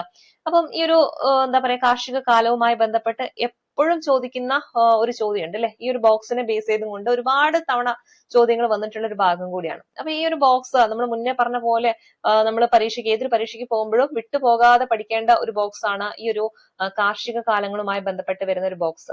അവിടെ നമുക്ക് പ്രധാനമായിട്ടും ഖാരിഫ്, റാബി, സയ്ദ് ഇതുമായി ബന്ധപ്പെട്ട് വരുന്ന വിളകൾ, ആ ഒരു കാലങ്ങളെ പറ്റിയിട്ടൊക്കെയാണ് നമുക്ക് പഠിക്കേണ്ടതായിട്ടുള്ളത്. അപ്പൊ നമുക്ക് നോക്കാം. ആദ്യം ഖാരിഫ് വിളകളെ പറ്റിയിട്ട് ആദ്യം പഠിക്കണം. ഓക്കെ, അപ്പൊ ആദ്യം നമുക്ക് രണ്ട് കാര്യങ്ങൾ പഠിച്ചു വെച്ചാൽ മതി. ഖാരിഫും റാബിയാണ്. സയ്ദ് എന്ന് പറഞ്ഞു കഴിഞ്ഞാൽ പിന്നെ പ്രത്യേകം പഠിക്കേണ്ട ആവശ്യമില്ല. പഴങ്ങളും എല്ലാത്തരം പഴങ്ങളും പച്ചക്കറികളും ഒക്കെ ഏതിൽ വരുന്നതാണ്? സയ്ദ് വിളകളിൽ വരുന്നതാണ്. എന്നാൽ ഖാരിഫ് എന്ന് പറഞ്ഞു കഴിഞ്ഞാൽ ഏതൊക്കെയാണ് അതിൽ വരുന്ന വിളകൾ എന്ന് മനസ്സിലാക്കുക. നെല്ല്, ചോളം, പരുത്തി, തിനവിളകള്, ചണം, കരിമ്പ്, നിലക്കടല, ഇതൊക്കെയാണ് ഖാരിഫ് വിളകളിൽ വരുന്നത്. അപ്പൊ ഏറ്റവും കൂടുതൽ നിങ്ങൾ നോക്കി വെക്കേണ്ടത് നെല്ലാണ്. നെല്ല് എന്ന് പറയുന്നത് എന്താണ്? ഒരു ഖാരിഫ് വിളയാണ്. ഓക്കെ, ഇനി റാബി നോക്കുകയാണെങ്കിൽ റാബിയിൽ വരുന്നതാണ് ഗോതമ്പ്, പുകയില, കടുക്, പയർവർഗ്ഗങ്ങള്. എന്തെങ്കിലുമൊക്കെ കോഡ് ഉണ്ടെങ്കിൽ കണക്ട് ചെയ്ത് പഠിക്കാം. ഓക്കെ, അപ്പൊ നിങ്ങൾ ഇതിൽ ഏതെങ്കിലും ഒന്ന് പഠിച്ചു വെച്ചാൽ മതി. ഒന്നെങ്കിൽ റാബി പഠിക്കുക, അല്ലെങ്കിൽ ഖാരിഫ് പഠിക്കുക. പിന്നെ സയ്ദ് എന്ന് പറഞ്ഞു കഴിഞ്ഞാൽ പിന്നെ പഠിക്കേണ്ട ആവശ്യമില്ല. അവിടെ എല്ലാതും എന്താ? പഴങ്ങളും പച്ചക്കറികളാണ്. ഓക്കെ, അപ്പൊ അത് അങ്ങനെ ആലോചിച്ച് വെച്ചേക്കുക. പിന്നെ ഇതിൽ ഖാരിഫ് അല്ലെങ്കിൽ സയ്ദ്, ഖാരിഫ് അല്ലെങ്കിൽ റാബി, ഇതിൽ ഏതെങ്കിലും ഒന്ന് പഠിക്കുക. അപ്പൊ അതിൽ വരാത്തതായിരിക്കും മറ്റേതിൽ വരിക. ഒന്നെങ്കിൽ നിങ്ങൾ ഖാരിഫ് എന്ന് പറഞ്ഞുകൊണ്ട് അതിൽ വരുന്നത് കൃത്യമായിട്ട് പഠിക്കുക. അപ്പൊ അതിൽ വരാത്തത് ഏതായിരിക്കോ? അത് ഏതാവും? റാബിയിലാവും വരിക. പിന്നെ സയ്ദ് നമുക്കറിയാം, അതിലെന്തേ വരുള്ളൂ? പഴങ്ങളും പച്ചക്കറികളെ വരുള്ളൂ. ഓക്കെ, അപ്പൊ നോർത്ത് വെച്ചേക്കാം. ഖാരിഫ് എന്ന് പറയുമ്പം നെല്ല് വരുന്നുണ്ട്, ചോളം, പരുത്തി, തിനവിളകള്, ചണം, കരിമ്പ്, നിലക്കടല, ഇതൊക്കെയാണ് ഖാരിഫ് വിളകളിൽ വരുന്നത്. റാബിയിൽ വരുന്നത് ഏതാണ്? ഗോതമ്പ്, പുകയില, കടുക്, പയർവർഗ്ഗങ്ങൾ. എപ്പോഴും ചോദിക്കാറുള്ളത് ഗോതമ്പ് അതുപോലെ തന്നെ നെല്ലാണ്. അപ്പൊ മനസ്സിലാക്കുക, ഗോതമ്പ് എന്ന് പറയുന്നത് എന്താണ്? ഒരു റാബി വിളയാണ്. എന്താണ്? ഒരു റാബി വിളയാണെന്ന് ഓർത്തു വെച്ചേക്കാം. ഇനി ഇതിന്റെ വിളയിറക്കൽ കാലവും വിളവെടുപ്പ് കാലവും ഇവിടുന്ന് ചോദ്യങ്ങൾ വരാറുണ്ട്. മനസ്സിലാക്കുക, ഖാരിഫ്, റാബി, സയ്ദ്, ഇതാണ് ഒരു ഓർഡർ കേട്ടോ. ആദ്യം ഖാരിഫ്, പിന്നെ റാബി, സയ്ദ്, ആ ഒരു ഓർഡർ മനസ്സിലാക്കി വെക്കുക. ഇനി ഇവിടെ നിങ്ങൾ ചിന്തിക്കേണ്ടത് മഴക്കാലത്ത് നിന്ന് അങ്ങോട്ട് തുടങ്ങുകയാണ് കേട്ടോ. അതായത് നമ്മൾ ആദ്യം ഖാരിഫിനെയാണ് പഠിക്കാൻ പോകുന്നത്. അതായത് മഴക്കാലം എന്ന് പറയുമ്പോൾ ജൂൺ മാസമാണ് അല്ലെ. ഈ ഒരു ജൂൺ മാസം, അതായത് മൺസൂണിന്റെ ആരംഭത്തിലാണ് ഇതിന്റെ വിള ഇറക്കുന്ന ഒരു കാലഘട്ടം എന്ന് പറയുന്നത്, ഒരു സമയം എന്ന് പറയുന്നത്. അങ്ങനെ വിളയിറക്കൽ നടക്കുന്നത് ജൂൺ മാസം അല്ലെങ്കിൽ മഴക്കാലത്താണ്. അങ്ങനെ ഇതിന്റെയൊക്കെ വിളവെടുപ്പ് നടക്കുന്നത് എന്നാണെന്ന് ചോദിച്ചു കഴിഞ്ഞാൽ ഏകദേശം മഴയൊക്കെ തീരാനാവുമ്പോ അല്ലെങ്കിൽ മഴയൊക്കെ തീർന്ന ഒരു സമയം അല്ലെ, നവംബർ ഒക്കെ ആകുമ്പോഴേക്ക് ഇതിന്റെ വിളവെടുപ്പ് തുടങ്ങുന്ന ഒരു സമയമായി. ഓക്കെ, അപ്പൊ മഴക്കാലം മൊത്തം ഏതാണ്? ഖാരിഫ് വിളകളാണ് വരുന്നത്. അങ്ങനെ ആലോചിച്ച് വെച്ചാൽ മതി. അപ്പൊ മഴയിൽ നിന്നാണ് നമ്മൾ തുടങ്ങുന്നത്. ഒരു ജൂൺ മാസമാണ് ഖാരിഫ് വിളകളൊക്കെ അതിന്റെ വിളയിറക്കൽ കാലം ആരംഭിക്കുന്നത്. അങ്ങനെ ഏകദേശം മഴയൊക്കെ കഴിഞ്ഞ് നവംബർ മാസം, നവംബറിന്റെ ആദ്യ വാരത്തോട് കൂടിയിട്ട് എന്ത് ചെയ്യുന്നുണ്ട്? അതിന്റെ വിളവെടുപ്പ് നടക്കുകയാണ്. ഇനി നവംബർ അവിടെ നിൽക്കുകയാണ് അല്ലെ, നവംബർ അവിടെ വിളവെടുപ്പൊക്കെ കഴിഞ്ഞ് പിന്നീട് ഏതാണ് നമ്മൾ അവിടെ വിള ഇറക്കുന്നത്? റാബി വിളകളാണ്. ഓക്കെ, അതായത് ഏകദേശം ഒരു തണുപ്പ് കാലൊക്കെ ആവുന്ന സമയത്ത്, ശൈത്യകാലത്തിന്റെ ഒക്കെ തുടക്കത്തിലാണ് റാബി വിളകളൊക്കെ എന്ത് ചെയ്യുന്നത്? വിള ഇറക്കുന്നത്. അങ്ങനെ അത് പിന്നെ ഏത് ടൈം വരെയാണ്? ആ ഒരു കാലാവസ്ഥ മാറുന്നത് വരെ അല്ലെ. അതായത് പിന്നീട് അങ്ങോട്ടേക്ക് എന്താണ്? വേനൽക്കാലാണ് വരുന്നത്. അതായത് മാർച്ച് വേനൽക്കാലൊക്കെ ആവുന്നതിന് മുന്നേ ആയിട്ട് തന്നെ എന്ത് ചെയ്യുന്നുണ്ട്? അതിന്റെ വിളവെടുപ്പ് നടത്തുന്നുണ്ട്. പിന്നീട് അങ്ങോട്ടേക്ക് വേനൽക്കാലാണ് വരുന്നത്. ആ വേനൽക്കാലത്തിന്റെ ആരംഭത്തിൽ എന്ത് ചെയ്യുന്നുണ്ട്? നമ്മൾ സൈദ് വിളകൾ അല്ലെ, അതായത് മാർച്ച് ആരംഭത്തോട് കൂടിയിട്ട് സൈദ് വിളകൾ, അതായത് നമ്മുടെ പഴങ്ങളും പച്ചക്കറികളൊക്കെ വിള ഇറക്കൽ കാലമാണ്. പിന്നീട് അത് ഈ പറഞ്ഞ പോലെ മഴ അല്ലെ, ആ മഴക്കാലൊക്കെ ആകുമ്പോഴേക്കും അതിന്റെയൊക്കെ എന്ത് ചെയ്യുന്നുണ്ട്? വിളവെടുപ്പ് നടത്തുന്നുണ്ട്. അപ്പൊ ആ ഒരു റൊട്ടേഷൻ ആണ് നിങ്ങൾ മനസ്സിലാക്കേണ്ടത്. ഒരു മഴക്കാലത്ത് നിന്ന് തുടങ്ങി ഒരു മഴക്കാലത്തിൽ അവിടെ അവസാനിക്കുകയാണ് അല്ലെ. അതായത് ആ റൊട്ടേഷൻ ഇങ്ങനെ പോയിക്കൊണ്ടിരിക്കുകയാണ് ചെയ്യുന്നത്. അപ്പൊ നിങ്ങൾ കൃത്യമായിട്ട് മനസ്സിലാക്കുക, ഇവിടെ ആദ്യം ഖാരിഫ് ആണ്, പിന്നെ റാബി ആണ്, സയ്യിദ് ആണ്. ഒരു മഴക്കാലത്ത് നിന്ന് തുടങ്ങി ആ മഴ ഏകദേശം അവസാനിച്ച് അതിന്റെ നവംബർ മാസം ആകുമ്പോൾ അതിന്റെ വിളവെടുപ്പ് നടക്കുകയാണ്, അതായത് ഖാരിഫ് വിളകളിൽ. പിന്നീട് റാബി വിളയാണ് എന്ത് ചെയ്യുന്നത്? വിള ഇറക്കുന്നത്. അതെന്താണ്? നവംബറിന്റെ പകുതിയോട് കൂടിയിട്ട് റാബി വിളകളൊക്കെ വിള ഇറക്കുന്നുണ്ട്. അത് മാർച്ച് ഒക്കെ ആകുമ്പോഴേക്ക് എന്ത് ചെയ്യുന്നത്? അതിന്റെ വിളവെടുപ്പ് നടത്തുന്നുണ്ട്. പിന്നീട് മാർച്ച് മാസത്തിലൊക്കെ എന്താണ്? മാർച്ച് മാസം മുതൽ അങ്ങോട്ടേക്ക് മഴക്കാലം വരെ എന്ത് ചെയ്യുന്നുണ്ട്? സൈദ് വിളകളാണ് വരുന്നത്. അത് ഈ പറയുന്ന പോലെ മഴയുടെ ആ സമയത്ത് എന്ത് ചെയ്യുന്നുണ്ട്? അതിന്റെ വിളവെടുപ്പ് നടത്തുന്നുണ്ട്. അപ്പൊ ഇത് അങ്ങനെ നല്ല രീതിയിൽ ഒന്ന് മനസ്സിലാക്കിയിട്ട് പഠിക്കുക കേട്ടോ. ചോദ്യങ്ങൾ വരാറുള്ള ഒരു ഭാഗമാണ്. ഓക്കെ, ഇനി നമുക്ക് ഈ ഒരു കാർഷിക മേഖലയുമായി ബന്ധപ്പെട്ട് എപ്പോഴും ചോദിക്കുന്ന കുറച്ച് ക്വസ്റ്റ്യൻസും കൂടി നമുക്ക് പരിചയപ്പെടാം. ആദ്യം ഒരു പുസ്തകമാണ്, എപ്പോഴും ചോദിക്കുന്ന ഒരു പുസ്തകം ഉണ്ട് അല്ലെ. ഏതാണത്? സൈലന്റ് സ്പ്രിംഗ് എന്ന് പറയും. നമ്മുടെ SCERT പറയുന്ന ഒരു ബുക്കാണ് സൈലന്റ് സ്പ്രിംഗ്. സൈലന്റ് സ്പ്രിംഗ് എന്ന് പറയുന്ന പുസ്തകം ആരുടേതാണ്? റേച്ചൽ കേഴ്സന്റേതാണ് കേട്ടോ. റേച്ചൽ കേഴ്സന്റേതാണ് സൈലന്റ് സ്പ്രിംഗ് എന്ന് പറയുന്നത്. ഓക്കെ, അപ്പം സൈലന്റ് സ്പ്രിംഗ് എന്ന് പറയുന്ന പുസ്തകം ആരുടേതാണെന്ന് ചോദിച്ചാൽ ആരുടേതാണ്? റേച്ചൽ കേഴ്സണിന്റേതാണെന്ന് ഓർത്തു വെച്ചേക്കാം. ഇനി ഓർത്തു വെക്കേണ്ട ഒന്ന് രണ്ട് കാര്യങ്ങൾ കൂടി ഉണ്ട്. അന്താരാഷ്ട്ര നെല്ല് വർഷം എന്ന് പറഞ്ഞാൽ ഏത് വർഷമാണെന്ന് ചോദിച്ചാൽ 2004. അന്താരാഷ്ട്ര നെല്ല് വർഷം എന്നാണ് 2004. അങ്ങനെയാണെങ്കിൽ അന്താരാഷ്ട്ര പയറ് വർഷം ചോദിച്ചാൽ അത് എന്നാണ്? 2016. പയറ് 16. അങ്ങനെ ആലോചിച്ചാൽ മതി. നെല്ല് 2004. അന്താരാഷ്ട്ര നെല്ല് വർഷം ചോദിച്ചാൽ 2004. അന്താരാഷ്ട്ര പയറ് വർഷം ചോദിച്ചാൽ അതെന്നാണ്? 2016. ഓക്കെ, ഇനി ചില എന്താ പറയാ ഉൽപാദനത്തിൽ മുന്നിൽ നിൽക്കുന്ന സംസ്ഥാനങ്ങൾ ഏതൊക്കെയാണെന്ന് നോക്കാം. അതായത് ഈ നെല്ല്, ഗോതമ്പ് അങ്ങനെയുള്ള കുറച്ച് കാര്യങ്ങളുണ്ട് അല്ലെ. അവിടെ അതിന്റെയൊക്കെ ഉൽപാദനത്തിൽ ഇപ്പൊ മുന്നിൽ നിൽക്കുന്ന സംസ്ഥാനങ്ങൾ ഏതൊക്കെയാണെന്നൊക്കെ പരീക്ഷയിൽ ചോദിക്കാറുണ്ട്. അപ്പൊ ഇതൊക്കെ നിങ്ങൾ എന്ത് ചെയ്യണം? ഇങ്ങനെ അപ്ഡേറ്റ് ചെയ്തുകൊണ്ടിരിക്കണം. അതായത് എപ്പോഴും ഒരുപോലെ ആയിരിക്കില്ല, ഇതിൽ ചെറിയ ചെറിയ മാറ്റങ്ങളൊക്കെ വരും. ഇപ്പൊ നിലവിലുള്ള കാര്യങ്ങളാണ് ഇവിടെ തന്നിട്ടുള്ളത്. അപ്പൊ നമുക്ക് നോക്കാം. ഉൽപാദനത്തിൽ മുന്നിൽ നിൽക്കുന്ന സംസ്ഥാനങ്ങളാണ്. അതിൽ നെല്ലിന്റെ ഉൽപാദനത്തിൽ ഇപ്പൊ മുന്നിൽ നിൽക്കുന്നത് ഏതാണ്? പശ്ചിമ ബംഗാളാണ് അല്ലെ. പശ്ചിമ ബംഗാളാണ് ഇപ്പം എന്ത് ചെയ്യുന്നിട്ടുള്ളത്? മുന്നിൽ നിൽക്കുന്ന ഒരു സംസ്ഥാനം എന്ന് പറയുന്നത്. ഇനി ഗോതമ്പാണെങ്കിലോ അത് UP ആണ് കേട്ടോ. ഗോതമ്പാണെങ്കിൽ ഉത്തർപ്രദേശ് ആണ്. ഗോതമ്പ് അത് നമുക്ക് അറിയുന്ന കാര്യമാണ് അല്ലെ. നെല്ലാണെങ്കിൽ പശ്ചിമ ബംഗാളാണ്. ഗോതമ്പാണെങ്കിൽ അത് എവിടെയാണ്? UP യിലാണ് ഏറ്റവും കൂടുതലായിട്ട് എന്ത് ചെയ്യുന്നത്? ഉൽപ്പാദിപ്പിക്കുന്നത്. ഇനി പരുത്തി നോക്കുകയാണെങ്കിൽ, പരുത്തി നമ്മൾ മുന്നേ പറഞ്ഞതാണ്. പരുത്തി എവിടെയാണ്? ഗുജറാത്ത് ആണ് അല്ലെ. പരുത്തി ഏറ്റവും കൂടുതൽ ഉൽപ്പാദിപ്പിക്കുന്നത് ഗുജറാത്ത് ആണ്. എന്നാൽ ചണമാണെങ്കിലോ? ചണം നമ്മൾ പഠിച്ചു, എവിടെയായിരുന്നു? അത് പശ്ചിമ ബംഗാൾ തന്നെയാണ് അല്ലെ. അപ്പൊ നെല്ല്, ചണം ഒക്കെ എവിടെയാ വരുന്നത്? പശ്ചിമ ബംഗാളിലാണ്. ഇനി കരിമ്പ് നോക്കുകയാണെങ്കിൽ, കരിമ്പ് എവിടെയാ വരുന്നത്? അതും ഉത്തർപ്രദേശിലാണ് കേട്ടോ. കരിമ്പ് ഏറ്റവും കൂടുതൽ ഉൽപ്പാദിപ്പിക്കുന്നതും ഉത്തർപ്രദേശാണ്. ഇനി പുകയിലയാണെങ്കിൽ അത് ഗുജറാത്ത് ആണ് കേട്ടോ. പുകയില ഏറ്റവും കൂടുതൽ ഉൽപ്പാദിപ്പിക്കുന്നത് ഗുജറാത്ത് ആണ്. തേയിലയാണെങ്കിലോ? അത് ചിലപ്പോൾ എല്ലാവർക്കും കിട്ടും. തേയില എന്ന് പറയുമ്പോൾ തന്നെ അല്ലെ, ആസാമാണ്. തേയില ആസാമിലാണ്. കാപ്പി ആണെങ്കിൽ അത് കർണാടകയാണ് കേട്ടോ. കാപ്പി കർണാടകയാണ്. അതുപോലെ റബ്ബർ ഏറ്റവും കൂടുതൽ എപ്പോഴും ചോദിക്കാറുണ്ട്. കാരണം നമ്മുടെ കേരളമാണ്, അതുകൊണ്ട് എപ്പോഴും ചോദിക്കാനുള്ള സാധ്യതയും കൂടുതലാണ്. ചോദിച്ചിട്ടുണ്ട്. അപ്പൊ റബ്ബർ ഉൽപാദനത്തിൽ മുൻപന്തിയിൽ നിൽക്കുന്ന രാജ്യമാണ് ഏതെന്ന് രാജ്യമല്ല, സംസ്ഥാനമാണ് ഏതെന്ന് പറയുന്നത്? നമ്മുടെ കേരളം എന്ന് പറയുന്നത്. ഓക്കെ, അതുപോലെ തന്നെ പാൽ ഉൽപാദനത്തിൽ നിൽക്കുന്ന രാജ്യം ചോദിച്ചാൽ അത് ഏതാണ്? നമ്മുടെ ഇന്ത്യയാണ് കേട്ടോ. അതും ഇതിന്റെ കൂടെ ഒന്ന് ഓർത്തു വെച്ചേക്കാം. അപ്പൊ പറഞ്ഞ കാര്യങ്ങൾ ഇത്രയേ ഉള്ളൂ. നെല്ലാണെങ്കിൽ മുൻപന്തിയിൽ നിൽക്കുന്ന സംസ്ഥാനം ചോദിച്ചാൽ പശ്ചിമ ബംഗാള്. നെല്ലാണെങ്കിൽ പശ്ചിമ ബംഗാള്. അതുപോലെ വേറൊന്നും കൂടി ഉണ്ടല്ലോ, ചണം അല്ലെ. ചണത്തിന്റെ ഉൽപാദനത്തിൽ മുന്നിൽ നിൽക്കുന്നത് ഏതാണ്? പശ്ചിമ ബംഗാളാണ്. ഇനി ഗോതമ്പ് ആണെങ്കിൽ പിന്നെ എല്ലാവർക്കും അറിയില്ലേ, UP എന്ന് കേൾക്കുമ്പോഴേ ഗോതമ്പ് നമുക്ക് ഓർമ്മ വരും. അപ്പൊ ഉത്തർപ്രദേശാണ് ഗോതമ്പിന്റെ ഉൽപാദനത്തിൽ മുന്നിൽ നിൽക്കുന്ന സംസ്ഥാനം എന്ന് പറയുന്നത്. ഇനി പരുത്തി, അതുപോലെ തന്നെ പുകയില. പരുത്തി, പുകയില അതൊക്കെ എവിടെയാ വരുന്നത്? ഏറ്റവും കൂടുതൽ ഗുജറാത്ത് ആണ് കേട്ടോ. പരുത്തി, പുകയില ഏറ്റവും കൂടുതൽ ഗുജറാത്താണ്. അതുപോലെ കരിമ്പ് നമ്മൾ പറഞ്ഞില്ലേ ഉത്തർപ്രദേശാ വരുന്നത്. പിന്നെ തേയിലയാണെങ്കിൽ അസമാണ്, തേയില അസമും. കാപ്പിയാണെങ്കിൽ അത് കർണാടകയാണ്. പിന്നെ റബ്ബറിന്റെ ഉൽപാദനത്തിൽ മുന്നിൽ നിൽക്കുന്നത് റബ്ബർ കേരളമാണ് അല്ലെ, കേരളമാണ്. പിന്നെ പാലില് ഏറ്റവും കൂടുതൽ പാൽ ഉൽപാദനത്തിൽ മുന്നിൽ നിൽക്കുന്ന രാജ്യം ചോദിച്ചാൽ അത് നമ്മുടെ ഇന്ത്യയാണ് കേട്ടോ. ഓക്കെ, അപ്പൊ അതെന്ത് ചെയ്യാ, അവിടെ അത്രയും കാര്യങ്ങൾ അവിടെ ഓർത്തു വെക്കുക. ഇനി അടുത്ത് നമുക്ക് പഠിക്കാനുള്ളത് ക്വസ്റ്റ്യൻ ഇതാണ്. കൽക്കരിയുടെ ഉന്നതമായ വകഭേദം ഏതാണ്? ഏതാണ് വരുന്നത്? കൽക്കരിയുടേത് ആന്ത്രാസൈറ്റ് ആണ് കേട്ടോ. അപ്പൊ കൽക്കരിയുടെ ഒരു ഉന്നതമായിട്ടുള്ള വകഭേദത്തിൽ വരുന്നതാണ് ഏത്? ആന്ത്രാസൈറ്റ് എന്ന് പറയുന്നത്. ഇന്ത്യയിൽ കൽക്കരി നിക്ഷേപങ്ങളിൽ കൂടുതലായിട്ട് കാണപ്പെടുന്നത് ഏതാണ്? അത് ബിറ്റുമിൻ എന്ന് പറയുന്നതാണ് കേട്ടോ. അപ്പൊ കൽക്കരി നിക്ഷേപങ്ങളിൽ ഏറ്റവും കൂടുതൽ കാണപ്പെടുന്നതാണ് ഏത്? ബിറ്റുമിൻ എന്ന് പറയുന്നത്. അതില് കൽക്കരിയുടെ ഉന്നതമായിട്ടുള്ള വകഭേദം ഏതാണെന്ന് ചോദിച്ചാൽ അത് ആന്ത്രാസൈറ്റ് ആണ്. അതുപോലെ തന്നെ ഏറ്റവും വലിയ കൽക്കരിപ്പാടം, ഇന്ത്യയിലെ ഏറ്റവും വലിയ കൽക്കരിപ്പാടം ഏതാണെന്ന് ചോദിച്ചാൽ അത് ഏതാണ്? ജാർഖണ്ഡിലെ ജാറിയാണ് കേട്ടോ, ചോദിക്കാറുണ്ട്. ജാർഖണ്ഡിലെ ജാറിയാണ് ഇന്ത്യയിലെ ഏറ്റവും വലിയ കൽക്കരിപ്പാടം എന്ന് പറയുന്നത്. ഇനി ബ്രൗൺ കോൾ എന്നറിയപ്പെടുന്നത് ഏത് കൽക്കരി ഇനമാണെന്ന് ചോദിച്ചാൽ അത് ലിഗ്നൈറ്റ് ആണ് കേട്ടോ. ബ്രൗൺ കോൾ എന്നറിയപ്പെടുന്നത് ഏതാണ്? ലിഗ്നൈറ്റ് ആണ്. ഓക്കെ, അപ്പൊ അത്രയും കാര്യങ്ങൾ അവിടെ ഓർത്തു വെക്കാം. കൽക്കരിയുടെ ഉന്നതമായിട്ടുള്ള ഒരു വകഭേദം ചോദിച്ചാൽ അത് ആന്ത്രാസൈറ്റ് ആണ്. ഇന്ത്യയിൽ കൽക്കരി നിക്ഷേപങ്ങളിൽ കൂടുതലായിട്ട് കാണപ്പെടുന്നത് ഏതാണ്? ബിറ്റുമിൻ എന്ന് പറയുന്നതാണ്, ബിറ്റുമിൻ ആണ്. അതുപോലെ ഇന്ത്യയിലെ ഏറ്റവും വലിയ കൽക്കരിപ്പാടം ഏതാണ്?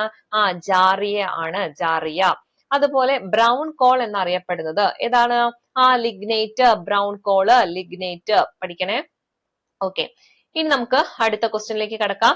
അടുത്ത ക്വസ്റ്റ്യൻ ഇതാണ്. ഇന്ത്യയിലെ ഏറ്റവും ഉയരത്തിൽ സ്ഥിതി ചെയ്യുന്ന എയർപോർട്ടായ ലേ ഏത് നദിക്കരയിലാണ്? അപ്പൊ ഇന്ത്യയിലെ ഏറ്റവും ഉയരത്തിൽ സ്ഥിതി ചെയ്യുന്ന എയർപോർട്ട് ആയിട്ടുള്ള ലേ ഏത് നദിക്കരയിലാണെന്നാണ് ചോദിച്ചത്. ഏതാണത്? ലേ എവിടെയാ വരുന്നത്? സിന്ധുവിലാണ് കേട്ടോ. സിന്ധു നദിക്കരയിലാണ് ലേ വരുന്നത്. ഏറ്റവും ഉയരത്തിൽ സ്ഥിതി ചെയ്യുന്ന എയർപോർട്ടാണ് ഏത്? ലേ എന്ന് പറയുന്നത്. അത് സിന്ധു നദിക്കരയിലാണ് വരുന്നത്.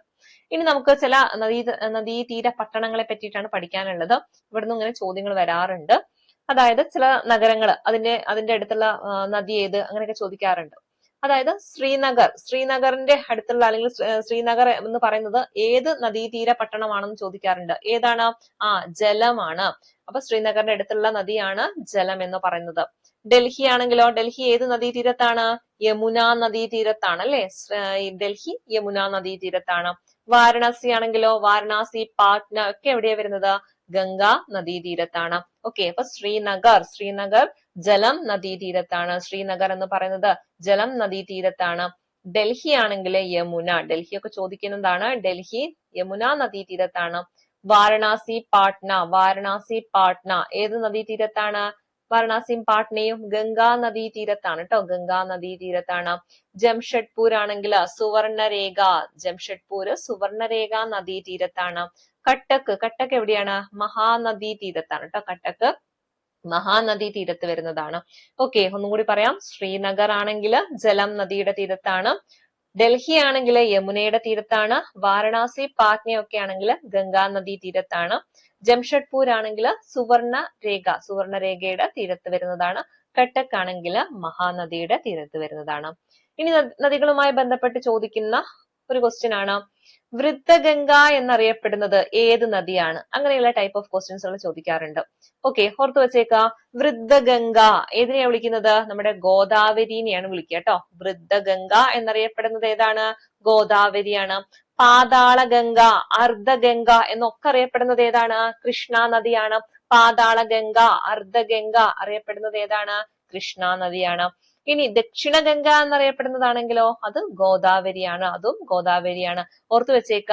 വൃദ്ധഗംഗ അതുപോലെ ദക്ഷിണഗംഗ. വൃദ്ധഗംഗ, ദക്ഷിണഗംഗ ആരെയാ വിളിക്കുന്നത്? ഗോദാവരിനെ വിളിക്കുന്നത്. അർദ്ധഗംഗ, പാതാളഗംഗയാണെങ്കിൽ അത് കൃഷ്ണയുമാണ്. തെറ്റൂലല്ലോ, പഠിക്കല്ലോ. ഇനി അടുത്തത് ഇതേപോലെ നദികളുമായി ബന്ധപ്പെട്ട് ചോദിക്കുന്നതാണ്. ദുഃഖങ്ങളുമായി ബന്ധപ്പെട്ട് ചോദിക്കാറുണ്ട്. ബീഹാറിന്റെ ദുഃഖം എന്നറിയപ്പെടുന്നത് ഏതാണ്? കോസി ആണ് കേട്ടോ. ബീഹാറിന്റെ ദുഃഖം എന്നറിയപ്പെടുന്നത് കോസി. അസമിന്റെ ദുഃഖമാണെങ്കിലോ അത് ബ്രഹ്മപുത്രയാണ് അല്ലെ. ബ്രഹ്മപുത്ര എന്ന് കേൾക്കുമ്പോ തന്നെ നമുക്ക് അത് അസമാണെന്ന് കിട്ടും. അസമിന്റെ ദുഃഖം എന്നറിയപ്പെടുന്നത് ബ്രഹ്മപുത്ര. ഒഡീഷയുടെ ദുഃഖമാണെങ്കിലോ ഒഡീഷ മഹാനദി. നമ്മൾ മുന്നേ പറഞ്ഞിട്ടുണ്ട് അല്ലെ, മഹാനദി എവിടെയാ വരുന്നത്? ഒഡീഷയിലാണ്. അപ്പൊ ഒഡീഷയുടെ ദുഃഖം എന്നറിയപ്പെടുന്നത് മഹാനദി. ബംഗാളിന്റെ ദുഃഖമാണെങ്കിൽ അത് ദാമോദരാണ് കേട്ടോ. അപ്പൊ ബംഗാളിയാണ് ദാമോദരൻ എന്ന് ആലോചിച്ചാൽ മതി. ബംഗാളിന്റെ ദുഃഖം ഏതാണ് നദി? ദാമോദർ നദിയാണ്. പഠിച്ചു വെക്കാലോ. എന്തൊക്കെയാ പറഞ്ഞത്? ബീഹാറിന്റെ ദുഃഖം എന്ന് പറയുന്നത് കോസി. ബീഹാറിന്റെ ദുഃഖം കോസി. അസമിന്റെ ദുഃഖമാണെങ്കിൽ അത് ബ്രഹ്മപുത്ര. അസമിന്റെ ദുഃഖമാണെങ്കിൽ ബ്രഹ്മപുത്ര. ഒഡീഷയുടെ ദുഃഖം എന്നറിയപ്പെടുന്നത് ഏതാണ്? മഹാനദിയാണ്. ഒഡീഷയുടെ ദുഃഖം മഹാനദി. ബംഗാളിന്റെ ദുഃഖമാണെങ്കിലോ അത് ദാമോദറാണ്. ബംഗാളിന്റെ ദുഃഖം ദാമോദർ. ഓക്കെ അല്ലേ? ഇനി നദികളുമായി ബന്ധപ്പെട്ട് നമുക്ക് കുറച്ചും കൂടി ഫാക്ടുകൾ നോക്കാനുണ്ട്. ഓക്കെ, നമുക്ക് അതും കൂടി എന്ത് ചെയ്യാം, ഒന്ന് പഠിച്ചെടുക്കാം. അതില് ഹൂഗ്ലി നദിയുടെ തീരത്ത് സ്ഥിതി ചെയ്യുന്ന ഒരു നഗരമുണ്ട്. ഏതാണ് അത്? കൊൽക്കത്തയാണ് അല്ലെ. പരീക്ഷയിൽ ഇങ്ങനെ ചോദിക്കാറുണ്ട്. കൊൽക്കത്ത ഏത് നദീ തീരത്താണെന്ന് ചോദിക്കാറുണ്ട്. ഏതാണ്? ഹൂഗ്ലി നദിയാണ് കേട്ടോ. അപ്പൊ കൊൽക്കത്ത ഏത് നദീ തീരത്താണ്? ഹൂഗ്ലി നദീതീരത്താണ്. അതുപോലെ തന്നെ നമ്മുടെ ആഗ്ര, ഡൽഹി, മധുര ഇതൊക്കെ എവിടെയാണ്? യമുന നദീതീരത്താണ് അല്ലെ. നമ്മൾ പഠിച്ചിട്ടുണ്ട്. ഡൽഹി ആണെങ്കിൽ യമുന നദീതീരം. അതുപോലെ തന്നെ ആഗ്ര, മധുര അതും എവിടെയാണ്? യമുന നദീതീരത്താണ്. നമ്മുടെ താജ്മഹൽ ഒക്കെ സ്ഥിതി ചെയ്യുന്നത് എവിടെ തന്നെയാണ്? യമുന നദീതീരത്ത് വരുന്നതാണ്. ഓക്കെ, ഇനി യമുനയുമായി ബന്ധപ്പെട്ട് യമുനയുടെ പ്രധാന പോഷക നദികളാണ് ചമ്പലും ബദ്വയും കേട്ടോ. ചമ്പൽ, ബദ്വയൊക്കെ യമുനയുടെ പ്രധാന പോഷക നദികളിൽ വരുന്നതാണ്. ഓക്കെ, ഇനി അടുത്തത് നമ്മുടെ പാകിസ്ഥാന്റെ ജീവരേഖ എന്നറിയപ്പെടുന്ന നദി ചോദിച്ചാൽ അത് ഏതാണ്? അത് സിന്ധു നദിയാണ് കേട്ടോ. പാകിസ്ഥാന്റെ ജീവരേഖ എന്നറിയപ്പെടുന്നത് സിന്ധു ആണ്. ഹിമാലയൻ നദികളിൽ ഏറ്റവും നീളം കൂടിയത് ഏതാണ്? അതും സിന്ധു തന്നെയാണ്. ഹിമാലയൻ നദികളിൽ ഏറ്റവും നീളം കൂടിയത്. അതുപോലെ ഇന്ത്യൻ ഉപഭൂഖണ്ഡത്തിലെ ഏറ്റവും വലിയ നദി എന്നൊക്കെ അറിയപ്പെടുന്നത് ഏതാണ്? സിന്ധു ആണ് അല്ലെ. ലേ പട്ടണത്തെ ചുറ്റി ഒഴുകുന്ന നദിയാണ് ഏത്? സിന്ധു എന്ന് പറയുന്നത്. ലേ പട്ടണത്തെ ചുറ്റി ഒഴുകുന്ന നദിയാണ് സിന്ധു. സിന്ധുവിന്റെ ഏറ്റവും വലിയ പോഷക നദി ഏതാണെന്നറിയോ? അത് ചിനാബ് ആണ് അല്ലെ. നമ്മൾ പഠിച്ചിട്ടുണ്ട് സിന്ധുവിന്റെ പോഷക നദികള്. ചിനാബ് ഉണ്ട്, അതുപോലെ തന്നെ ബിയാസ്, രവി, സത്ലജ് ഇതൊക്കെ ആരുടേതാണ്? ജലം അല്ലെ. അതൊക്കെ സിന്ധുവിന്റെ പോഷക നദിയാണ്. ഈ സിന്ധുവിന്റെ ഏറ്റവും വലിയ പോഷക നദി ചോദിച്ചാൽ അത് ചിനാബാണ്. എന്നാല് ഇന്ത്യയിലൂടെ ഒഴുകുന്ന സിന്ധുവിന്റെ ഏറ്റവും വലിയ പോഷക നദി ചോദിച്ചാലോ അത് സത്ലജു ആണ്. ഓക്കെ, അതായത് ഇന്ത്യയിലൂടെ ഒഴുകുന്ന സിന്ധുവിന്റെ പോഷക നദികളിലെ ഏറ്റവും വലുത് ഏതാണെന്ന് ചോദിച്ചാൽ അത് സത്ലജ് ആണ് കേട്ടോ. നോർമലി സിന്ധുവിന്റെ ഏറ്റവും വലിയ പോഷക നദിയാണെങ്കിൽ അത് ഏതാ? ചിനാബാണ്. പക്ഷെ ഇന്ത്യയിലൂടെ ഒഴുകുന്നതിൽ ഏറ്റവും വലുത് ഏതാണെന്ന് ചോദിച്ചാൽ ഏതാ? സത്ലജ് ആണ്.